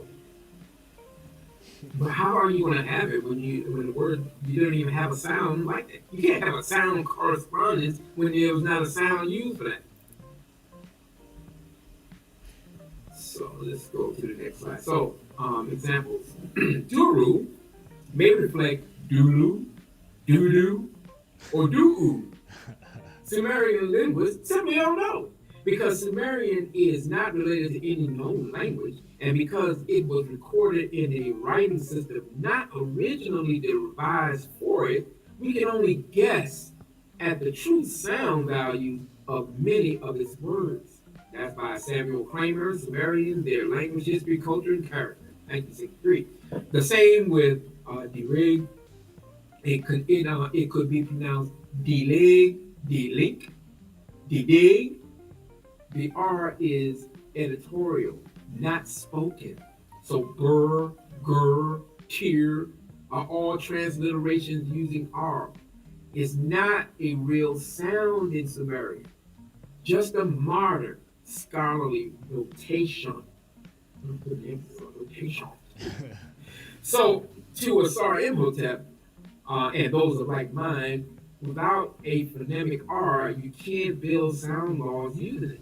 Therefore, any comparison using the Sumerian R, derig, and on and on and on, is invalid, and is invalid at its very roots. And serious Assyriologists like Jagersman, Kowski, Azert, they explicitly point this R out as not being part of the spoken language. So it can't get any more explicit than that. How are you going to say this word corresponds to that when you can't even use that sound? That's not a sound corresponding. Yeah, that's very bad. And let's go further. Asar Imhotep's intentional misuse of words. So here in the case you have from one of his publications, Sumerian Dor, meaning totality.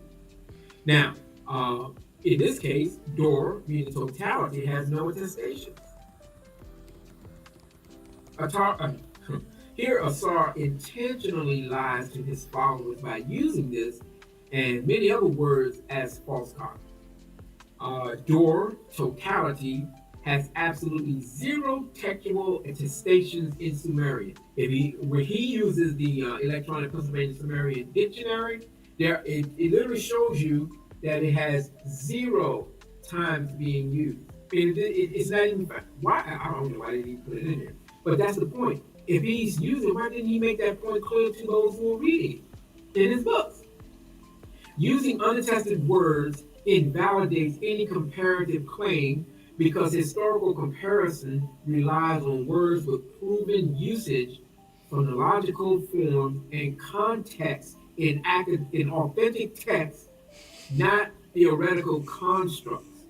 If a word was never used by a native speaker, it can't be compared for genetic relationship. There's no evidence of the word ever existing. No! Not even by the experts. Comparisons must be based on attested words. Hypothetical reconstructions not supported by actual data are not suitable as evidence of establishing genetic relationships. Campbell, Historical Linguistics, and Introduction, which is the first one I started with. So whenever you see this in his publication, Dur, meaning totality, Dur does not exist in Sumerian. So where are you getting it from? It's deception. That's why you can't trust what he said. So if I were to debate him, I need to have someone who's a certified historical linguist and a Sumerian. I can get a Sumerian teacher. I can contact Megan. I can contact Joshua. I can contact Rubio. I can contact a bunch of these guys. But fortunately, in the field that I'm in, I have access to these people. But they're not going to entertain him because they have everything to lose. He has everything to gain because he can put out to his followers, I debated this Assyriologist. And they don't understand the nuance of this and that. That's how he sets people up. That's exploiting them for his own personal gain. Because again, he has everything to gain. They have everything to lose by entertaining a character like this, who's a YouTuber and a self-professed linguist. That's facts. That's facts. So here we go. So look at this. Sumerian, Kiduru, a disease. Look at this chart closely. Sumerian, Kikam, Chaluba, correspondence. Aside from not demonstrating an established set of laws of sound correspondences, Asar's chart shows no phonological rules grounded in attested reconstruction or diachronic evolution. Instead, he proposes inadequate correspondences such as Kiduru, disease, Kemet, disease, Sama, to be sick or to become ill, GKS. There's no known pathway explaining a consistent D to S evolution here. It's a series of cherry-picked words again, without any sense of chronological control. Dur is unattested, meaning it can be found in any Sumerian inscription. But gloss, a disease, is highly context dependent. Kiduru is not a Sumerian word meaning disease. It's not a Sumerian word meaning disease. In fact, it's an Akkadian Babylonian lexical entry written in the Sumerian script. Yeah. It's only attested once in Middle Babylonian lexical text. This comes directly from the Electronic Pennsylvania Sumerian Dictionary, and Asar knows this because he uses it in his presentations, but he doesn't tell his followers that. If a word only shows up once in a Babylonian glossary centuries after Sumeria died out, and only in Akkadian text, you don't get to call it Sumerian. And you can't build a sound law on it. And this is why IPA is important, because again, Asar's not going to show you the chronological context like Chuck is. He's not going to show you primary attestations, but you could use IPA to clearly distinguish a Semitic language like Akkadian, its phonological inventory with Sumerian. And if you see something that looks like an Akkadian reflex, you'll flag it. If it's a loan word, an expert will flag it. But because Asar removes that, there's no accountability. And that's why I was pointing that out with the other slide, because he has here Kiduru disease, but he gives you no background on it. And if he did, then he would see where it says that, where he points out that word totality, and it is that it's not anywhere Zero in Sumerian. attestations. That's not a Sumerian word, so stop calling it that. Let's go to the next slide. So Asar Imhotep's chronological incoherence. As a result of Asar's refusal to address his chronological control issues, his timeline fails and conflicts. So here we have 1. Sumerian, 3100 to 1900 BCE. Middle Egyptian, Kemet, 2000 to 1350 BCE. Kikam, 21st century, a non-historical language. Neologism. Neologism. Yes. So languages must coexist to borrow or influence each other. Asar compares Sumerian to languages that didn't even exist at the time or are modern reconstructions. Comparisons must be based on attested words, hypothetical reconstructions not supported by actual data are not suitable as evidence in establishing genetic relationships. This Asar chart claims that Egyptian words and Sumerian words are related, and that they come from the same origin because they supposedly sound similar and mean similar things. The Egyptian word here, Kemet, becomes prominent around the 11th and 12th dynasty. By then, Sumerian was no longer a spoken language, and there is no evidence that Kem was borrowed into or out of Sumerian, nor that Sumerian D, L, or R correspond in any systematic historical way to the Egyptian KM sequence. And as you see here on this chart, you have Egyptian, Sumerian correspondence. It is really one, because in some place, one kid, you got Sumerian here, then Egyptian, and then it will get to it. So you have here to kill, to slaughter, all of these little words here. So you have ta, to kill, shar, sar, to slaughter, and on and on and on. But what does it say? Jeremy Black, in a guide to the Babylonian world, spoken Sumerian died out sometime during the old Babylonian period, perhaps around 2000 BCE, and was maintained only as a learned written language thereafter. So even under the most generous estimates, Sumerian ceased to be a natively spoken before the full rise of Egyptian's Middle Kingdom, and well before the Egyptian term Kemet becomes widely attested. So it's wrong. It's just simply wrong. What is he doing? He compares the Egyptian transliteration like Ta to Sumerian transliteration Shar, Shud, Zil, Gur. He then claims correspondences such as Egyptian Ta, read conventionally as Ta, turns into Sumerian, the S, and then the K, etc. Or the A turns into Sumerian R, D, and then to a Z. The number one problem again, transliterations are not pronunciation. Transliterations are not pronunciations. Listen, transliterations are not pronunciations. They're modern notations, systems used with Latin alphabets so we can analyze text. You can't build sound laws from orthographic conventions. Hence, the chart failed from the first correspondence. But they're just symbols. You could replace them with chickens and it would be There the you same go. thing. Exactly. Now, where did I hear that? I heard that chicken reference.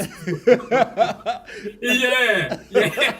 He said that same thing. He said, I could replace it with chickens. Well, then use the chicken. But you can't use this because that's not in Sumerian. So, for example, Sumerian Shar is written with this symbol here.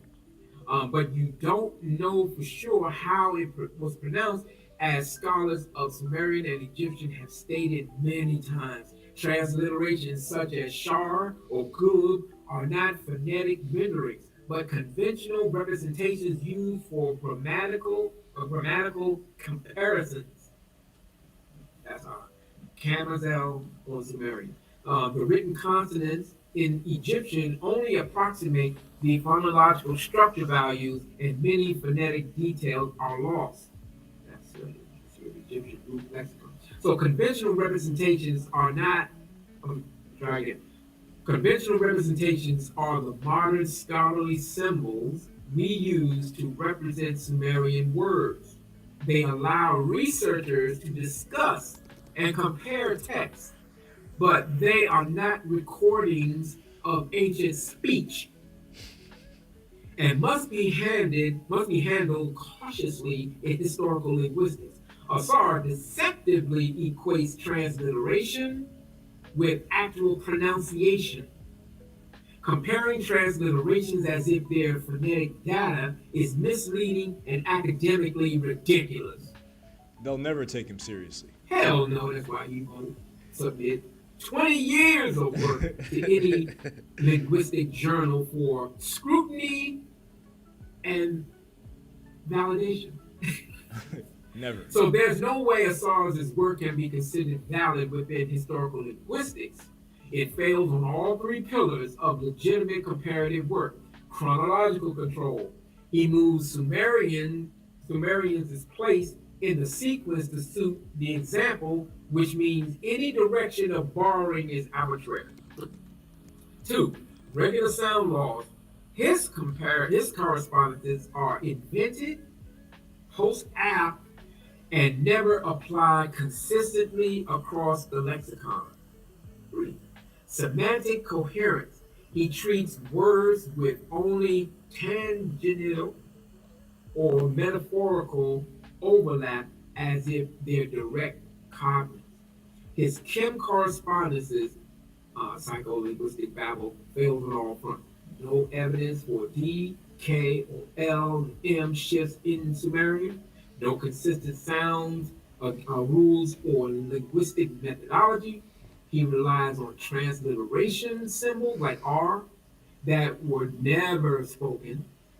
He includes words not attested in actual Sumerian inscriptions, as we went over earlier, and he ignores the 1,000 plus chronological year gap. Damn. That's Transliteration and pronunciation. I think this is important for the audience to get a grasp on because in the future, whenever you deal with him or see his work, you have to question him on this. And don't go for the okie doke. Sumerian Sumerologist Jagersman makes it clear the use of R and other Latin letters in transliteration is a convention and does not reflect a distinct phoneme, descriptive grammar of Sumerian. That's on 2010. Mikulakowski notes that transliteration is not a representation of sound. It is a scholarly tool to convey graphic information, not pronunciation. How many times we gotta keep emphasizing this point? Comparative linguist Campbell warns comparisons of spelling conventions, not sounds, produce false cognates. Damn, here's the leading authority on that whole field. That when I was studying another language, they recommended you need to you need to read this book by Lyle Campbell, and it's the opening. I was like, okay, let me get with that. And then in his book, he talks about it. And this is what Asar does. He relies on the spellings and using. Now, as we have above us, these three witnesses all agree. These real three witnesses all agree, and you can't pass off transliterations as phonology. That isn't scholarship. It's how you manufacture a fake cognitive. And this is linguistics 101. I mean, you go take a college course and they'll tell you this on the first day. Yes. Anyway, so it's all smoke and mirrors when you say, you need to gather some a seriologist that you feel comfortable with that will be able to debate me. Yeah, okay. When he can't even get through They would feel insulted. Like if you bring up someone and they look at his work and he doesn't use IPA, that's a cardinal sin. They would feel insulted that you even wasted their time asking about a pseudo linguist like Asar. Exactly. So naturally, if you're going to bring this character up, then you're going to say, here is his work. And then they look and say, damn, my God, he's making just fundamental mistakes. Look at this stuff. I had it one of my Sumerian language teachers was going to have a debate with him. And they got all his books and they were going through it. And this is some of the stuff they brought up. I was like, this guy, what is he? Anyway. So we're about to conclude this, but I wanted to point this out. So if you look at his chart in the order of language appearance and implication. So in chart A, you got the Sumerian word door, which he says is totality, which you have dar, Mushin, which is a black bird. Mushin is a determinative. So here you have on the chart, I should have put it on there. So here you got Sumerian, Kikan, Chiluba, and the correspondences. Then you got Proto-Bantu, Sumerian, Kikan. Then you got Proto-Bantu, Sumerian, Kikam, Chiluba, Egyptian, and then Sumerian. Here we have here. And then we have here on this. So you got Sumerian, which is being the source of African terms. Then you got Sumerian in the middle, Proto-Bantu, and then Sumerian, and then Kikam. It's just like, so, I mean, you have a hypothetical unattested language with two dead languages. And you're expecting sound results. And the experts say that we don't know exactly how it sounds, but you do. Oh, man, I mean, calling it BS is an insult to BS. Yeah, it is. I mean, I'm just doing this because, I feel that it's my obligation to share with the audience or anyone in the future that, when you come across this kind of pseudo activity, you got to know that it's just some weird French thing or someone just trying to sell books. So we got a bad habit of letting these characters exist in various communities when they're just conning the people. So each new chart reverses the directionality of the previous, with no justification for the shifts. Asar's three charts contradict each other on the direction of transmission between Sumerian and African languages. Sumerian is the source, Sumerian is the recipient. African languages are ancestral to Sumerian. No fixed chronology, no sound laws. Comparative linguistics relies on chronological order to track sound changes over time. So if you're going to use it to track it, so if Sumerian is here, and then we got Kikam and then Chiluba, but then you have Proto-Bantu, and then you got Sumerian, and then Kikam, but then you got Kikam, and then you have Chiluba, then you have Kaledian, and then you got Sumerian. What is it? Yeah. Man, so without a stable chronological framework, no regular phonological correspondences can be established. That's Hakim Joseph, Language History, Language Change, and Language Relationship, 2019.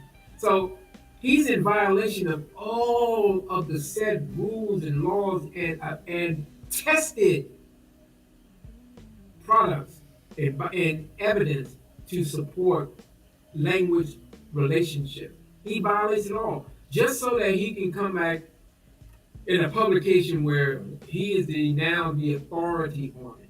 And because most people don't know anything about the Sumerian language, he takes advantage of that and runs with it and comes up with all kinds of contradictory theories without any proven evidence to back it up. And as we go, if anyone who studies the language, and you say, well, why are you using words like dur and dar when you don't even have an R? How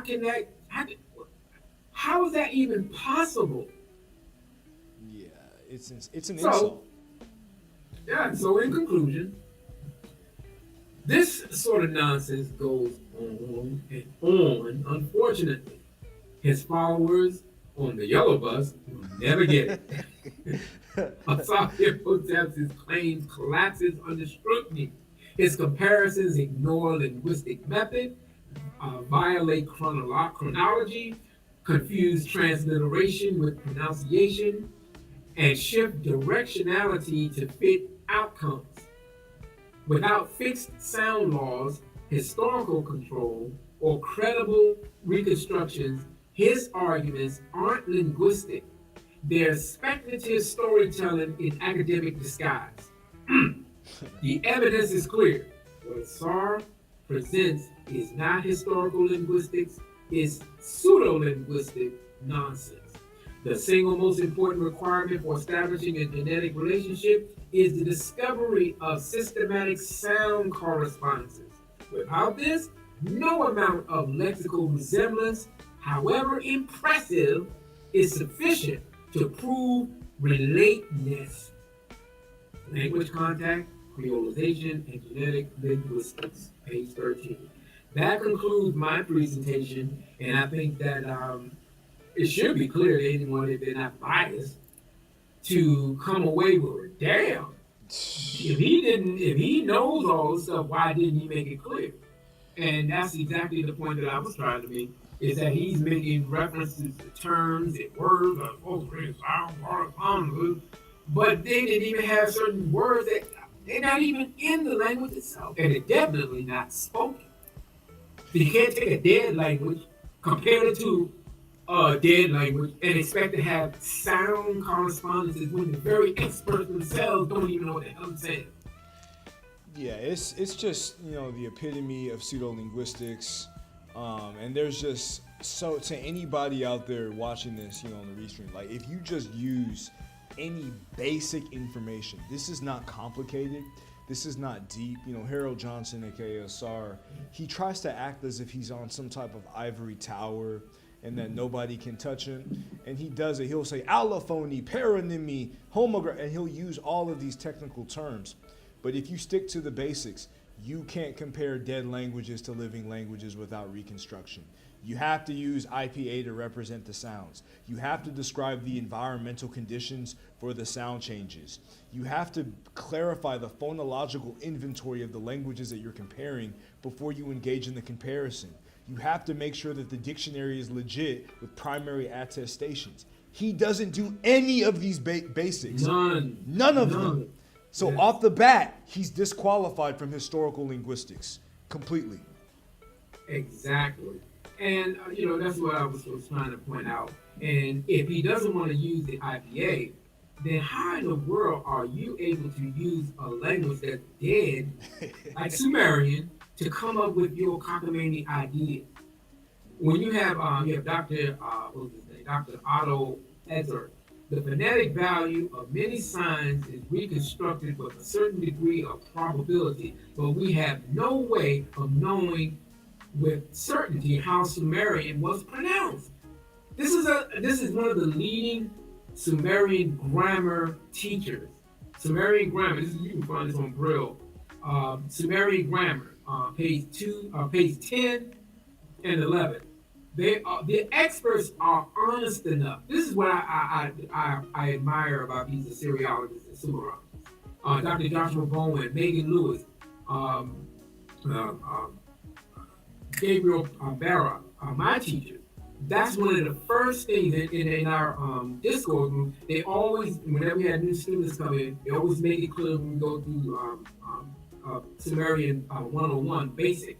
They always tell us that we don't know exactly how Sumerian was pronounced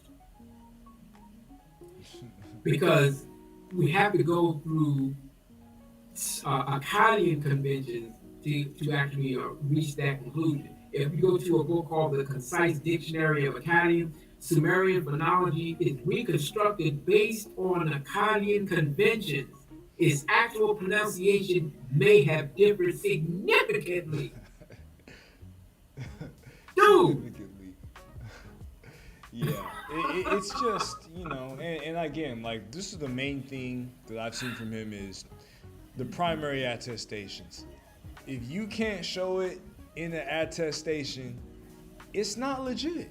You have no evidence that it existed. It's not good data, right? So to me, that's like the biggest piece, even adding all of the other different elements to this. And with ancient Egyptian, the comparisons that he makes with Chikam and modern so-called Bantu languages, it's the same deal. He doesn't want to use Coptic, primarily because of the black issue, Kemet being black.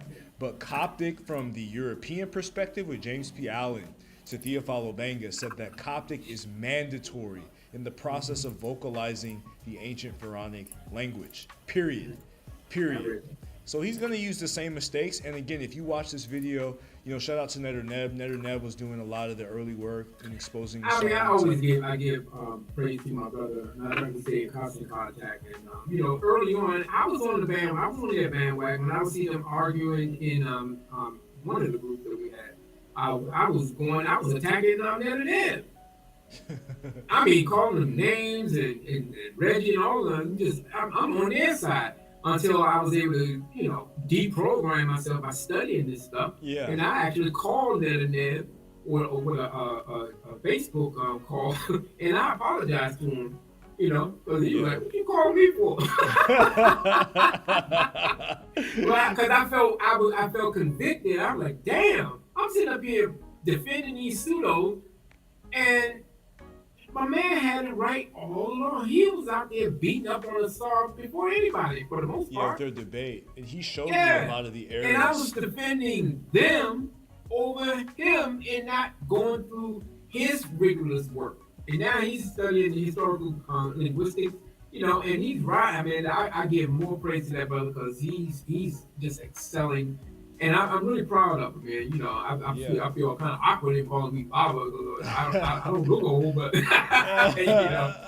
But yeah, man, shout out to that brother because he's on the one with that, and I'm just glad now that I've reached this this plateau in studying this stuff. I'm going to study it even further alongside Sumerian grammar because we get ready to start classes up soon. That's what's up. And I need to get up because I'm trying to get get past the intermediate level.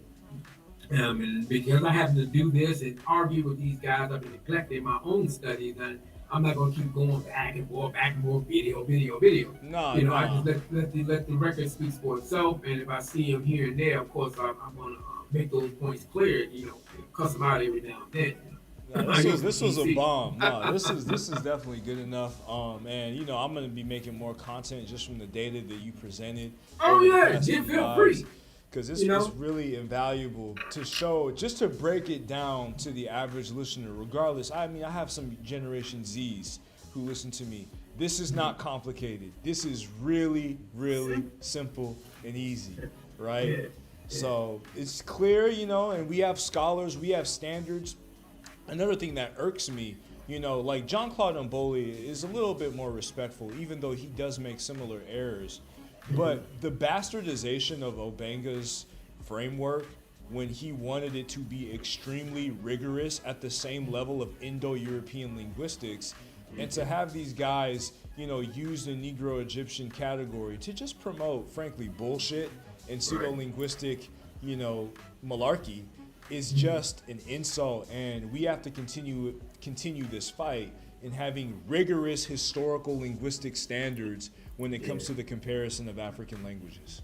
Yeah, and early on, before I even started going further with the linguistic portion of it, the minimal amount of work that I did in studying some of, I didn't know how to actually buy his books at the time. I just grabbed a few here and there. The words that he used, after doing research on, I was like, damn, why is he using this word when he know it literally tells you that it's a Neo-Assyrian word, but he's saying the Sumerian that word. You know what? Go ahead. I'm gonna pull that up because I'm Let's you can get see it. that. I'm gonna pull this up real quick. Here it is, right here. Sumerian. All right, I'm gonna pull this up. All right, it's Then on I'm the gonna screen. share. Yeah, I'm gonna share it real quick. All right. This is from another PowerPoint that I did this in response to that video that guy did, but I never put it out. Let me see if I can share the screen. Yeah. Okay. One. Right. Here we go. Okay. So with this one, You got it shared right now? I don't know if I'm seeing it. okay, can you see it? Not yet. It's Not like yet? I see the screen, but it's not like on my screen. But I see the screen on the Vito. Hmm. Let me see if I can. Yeah. For some reason, can you?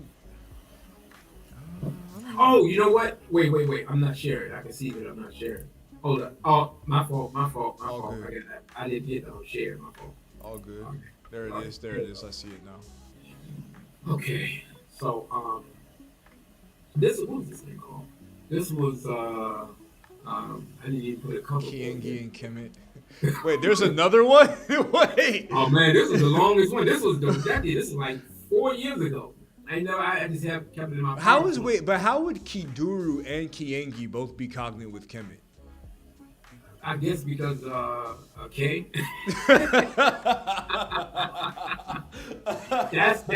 that's the trifling scholarly work that he put into it. That's just with the Damn. violations. They tell you how to recognize pseudo-linguistic. Yeah. If something sounds like that, might probably it. Let me get to that point. Let me go down here. And these are some of the books that I had mentioned earlier. Sumerian is a language isolated. It is highly unlikely that we will ever find a language related to it. Nearly all of the 6,000 or so languages known to us today are separate from Sumerian by a time gap of thousands of years, which is all but impossible to bridge the methods of historical and comparative linguistics. A descriptive of grammar of Sumerian Assyriologist, Dr. Brian Yeager's. But what I was trying to point out was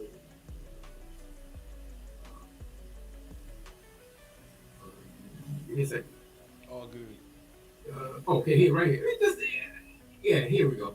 This is like I was pointing out. All right, Asar has written and stated that Urim is cognate with Chiluba, Egyptian for man.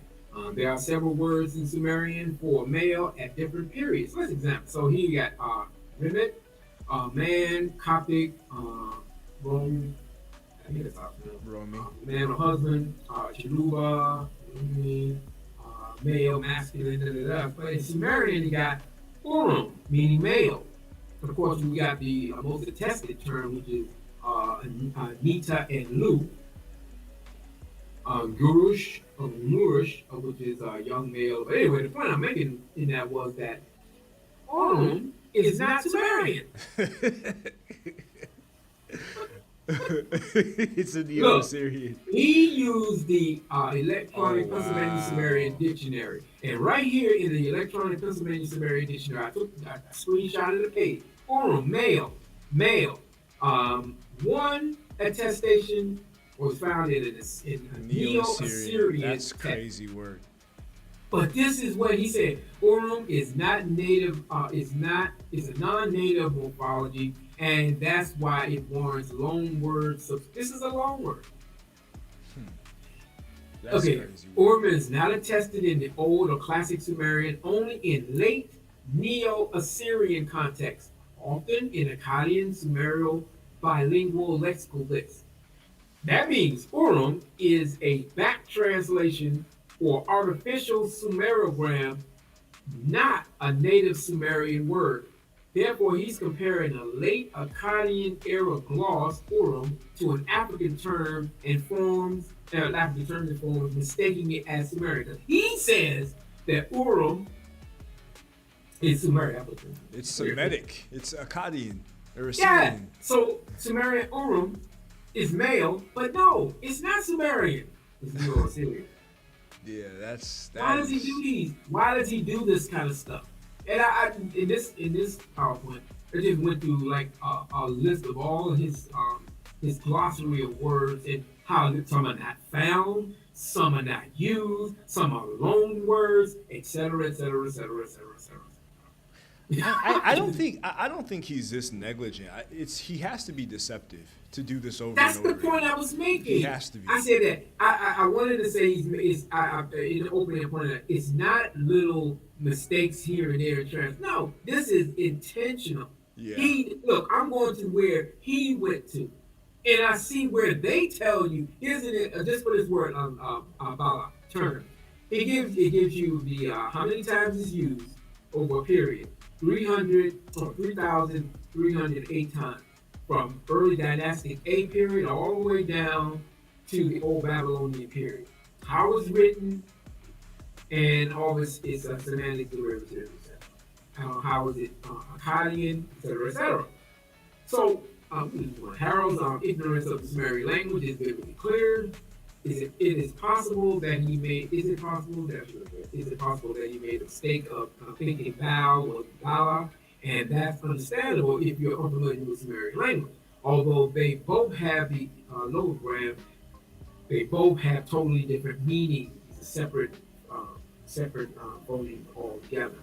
So my point in doing that was that this guy he can go to a Sumerian dictionary that's online, that's available for the public. Say that this word means male, and then omit this part in your presentation, but by that time to your audience, they're seeing this this thing here.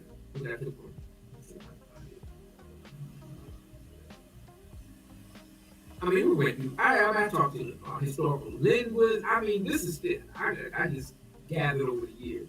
But this one thing I just wanted to point out is that he's going to put Sumerian and Urim as being male, but it's not Sumerian. So that just shows me that this is one instance where it can be found in the description that's Neo-Assyrian. Urim is not of Sumerian origin. It's an East Semitic word which uses u. Pointed this out that in the Abu Salabili text, the Akkadian loan word or loan sound u, and its earliest certain evidence of an Akkadian loan word in Sumerian context. That was Robert Diggs in 1974 book. So I did a little bit of research on that, and this was the number one thing. I just tripped out and said, if I saw this, I said, yeah, dude is on some deceptive shit. Because if you're going to look at the same thing I'm looking at, and then you're going to eliminate this part and say that this means man, and say this is a Sumerian word, then I know dude is on some fake shit. Yeah, I mean, like as we said in the previous show, it's all about selling books. It's all about making money. And they'll say anything, any type of fantasy to be able to sell a product. And look, if you want to sell some books, that's fine. If you want to sell literature, that's cool. But don't promote pseudo linguistics to get more sales. That's harmful. 100% harmful. So we've been on for 2 hours, 15 minutes. Oh, yeah, I gotta go 60 to the minutes, airport. minutes a bit. Shout out to everybody in the chat. You know, if you like the show, support the show. $ Comgyverse. Support Chuck. Do you have a Cash App you want to? I just want to say one thing. Yeah. So I'm not going to go back and forth video and respond to his video because I think the point is made clear. Just like with the previous video we did, he didn't address certain points, key points that I made in that video about not knowing the Sumerian language as what the scholars pointed out, how words that he uses are not found in the Sumerian. Basic stuff he didn't even address. I don't even think he really addressed it, and he just reiterated some of the same talking points that he had previously. Yeah. So they have to go back and forth and back and forth. This is a distraction from other things that I'd rather be doing, like, studying Sumerian, doing these classes, and some other issues that we talked about earlier, like what's happening in DC and on. I don't like arguing about this stuff because it's really vividly clear. This guy is being deceptive. He's playing on the unknowledgeable areas of what his followers are watching, and because he sounds good. This is what a lot of people like Umar Johnson, what's that guy's name that talks about Samaria? What's his name? Clyde Winters, him, and then the other, the brother, the tall brother, pseudo brother, what's his name? Ben Carson. Ben Carson. He's in that category. Asar Imhotep fits perfectly in the category of Clyde Winters. What was the other name? Clyde Winters, Ben Carson, Umar. Yeah, and even Malachi York, because these guys sound convincing. They use the terminology rhetoric that makes them come across as being authentic. But when you strip away all that and you look at the substance of what they're saying and analyze it, scrutinize it, then criticize it, you see that these guys are faking. Yeah, it doesn't meet the mark. Just basic stuff. Like, it doesn't. Anybody who knows anything about the basics, would just laugh at the laugh at it. So, shout out to you for this. I really appreciate it. You're edifying a lot of people in the chat. Are really enjoying the show. I appreciate it. Like I said, I enjoy the Sumerian language. I'm fully aware of all the grammatical issues, and I'm not going in it to try to overturn it or anything like that. I'm just trying to get, if I look at a text, I like to know that I can read this and have done it, not be impressed anybody. I'm like, man, look at this, baby. I'm able to go through it. Yeah. And to me, I'm impressed with that, since this is something I've been familiar with all of my adult life. And I love to be able to watch guys like Smash and Methodological and any of the guys that teach Sumerian, teach Egyptian language, how they're able to do it with such ease. And I think that's really good. And so when I come across guys that are bastardizing the very foundation of it by trying to link it with something that is just not related to, hell, I wish it was, but that's not what it is. And clowns like Herman Hermstein, which really initiated the beef between Asar and I, because he said I gave a half-assed critique of Herman Hermstein.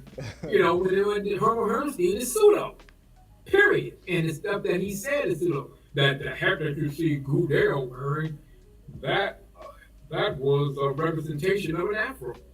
Yeah, that's crazy word. You crazy. Yeah, no, it's like, and I'm gonna do like a deep dive into, the physiognomy, because in my mind, like, when I picture the Sumerian, I picture Cheddar Man with a unibrow. So I don't know how accurate that is, but like, I think the unibrow was a very prominent feature in Sumerian depictions of themselves. As a matter of fact, they even have inscriptions that glorifies how Enlil gave honor, or if you had a unibrow, That was a gift from God. The sacred. So it was a bunch of Anthony Davises. Nah. Well, I'll be sure. He said, I'll be sure was the Sumerian. Yo, you know what I'm saying? So, yeah, this has been a really, really great show. Really, really great show. I mean, again, I appreciate you for coming on. Man, I appreciate you anytime, giving me this platform. 100%. Anytime you want to come back on, feel free. And for y'all in the chat, like, we're definitely going to be, collaborating in the future about just dispelling some of the false notions about Sumerian. We've been going live for about 2 hours. This is me and Chuck Morgan, the master of the Sumerian on this platform anyway, master of the Canadian. And we hope to catch all of y'all on the next show. Peace. Yes, I appreciate it. Thank you, everyone. Enjoy. Thanks.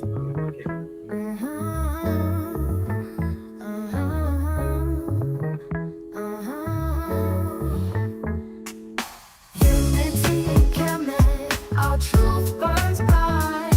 We stand as one, exposing your lies tonight. No scam or false prophet can dim our light. Kemet unfiltered, let pride takes flight. Shut up, you dumb, you sound like a coon. Get out, stay clear of this room. We proud, we black, rich, and forever stay paid. They lies and killing spraying from the soil they mislay. Their tales a sham, cooked up by scammers who toil. So shut up, chief X, you're a grifter, spoil. Your bow having drivel like your soul.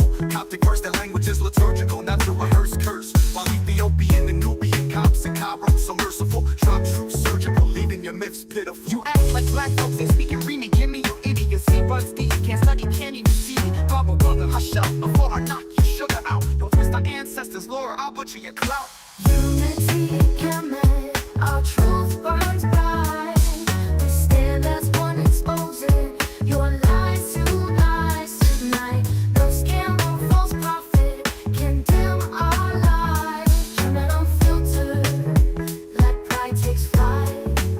You claim you came from Baltimore, just more trash on display. I bet the faithful flock was up, dusting your ass away. Into that fat orange cat, you're dumber than a box of rocks. Pushing assimilation as politics to shock like cheap mock. We spot you for a mile, your act just isn't slick. This is real knowledge, not your chronological scholarship. If you scared, you should be watch as I spit. God's flame, no bars, no game. You're done when I put you to shame.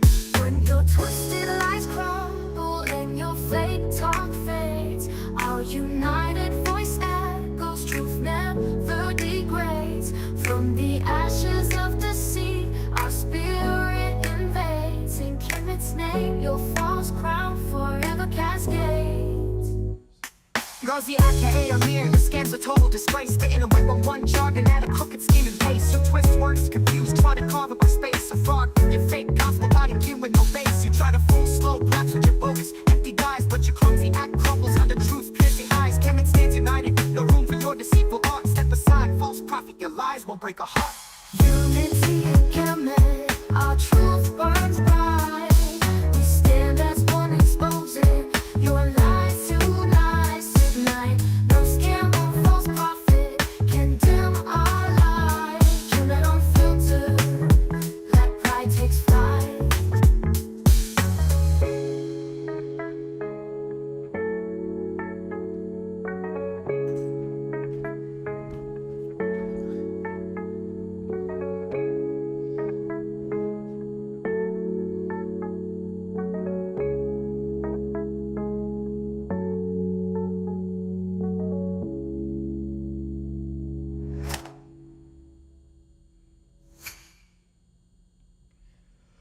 Unity in Kemet, our truth burns bright. We stand as one, exposing your lies tonight.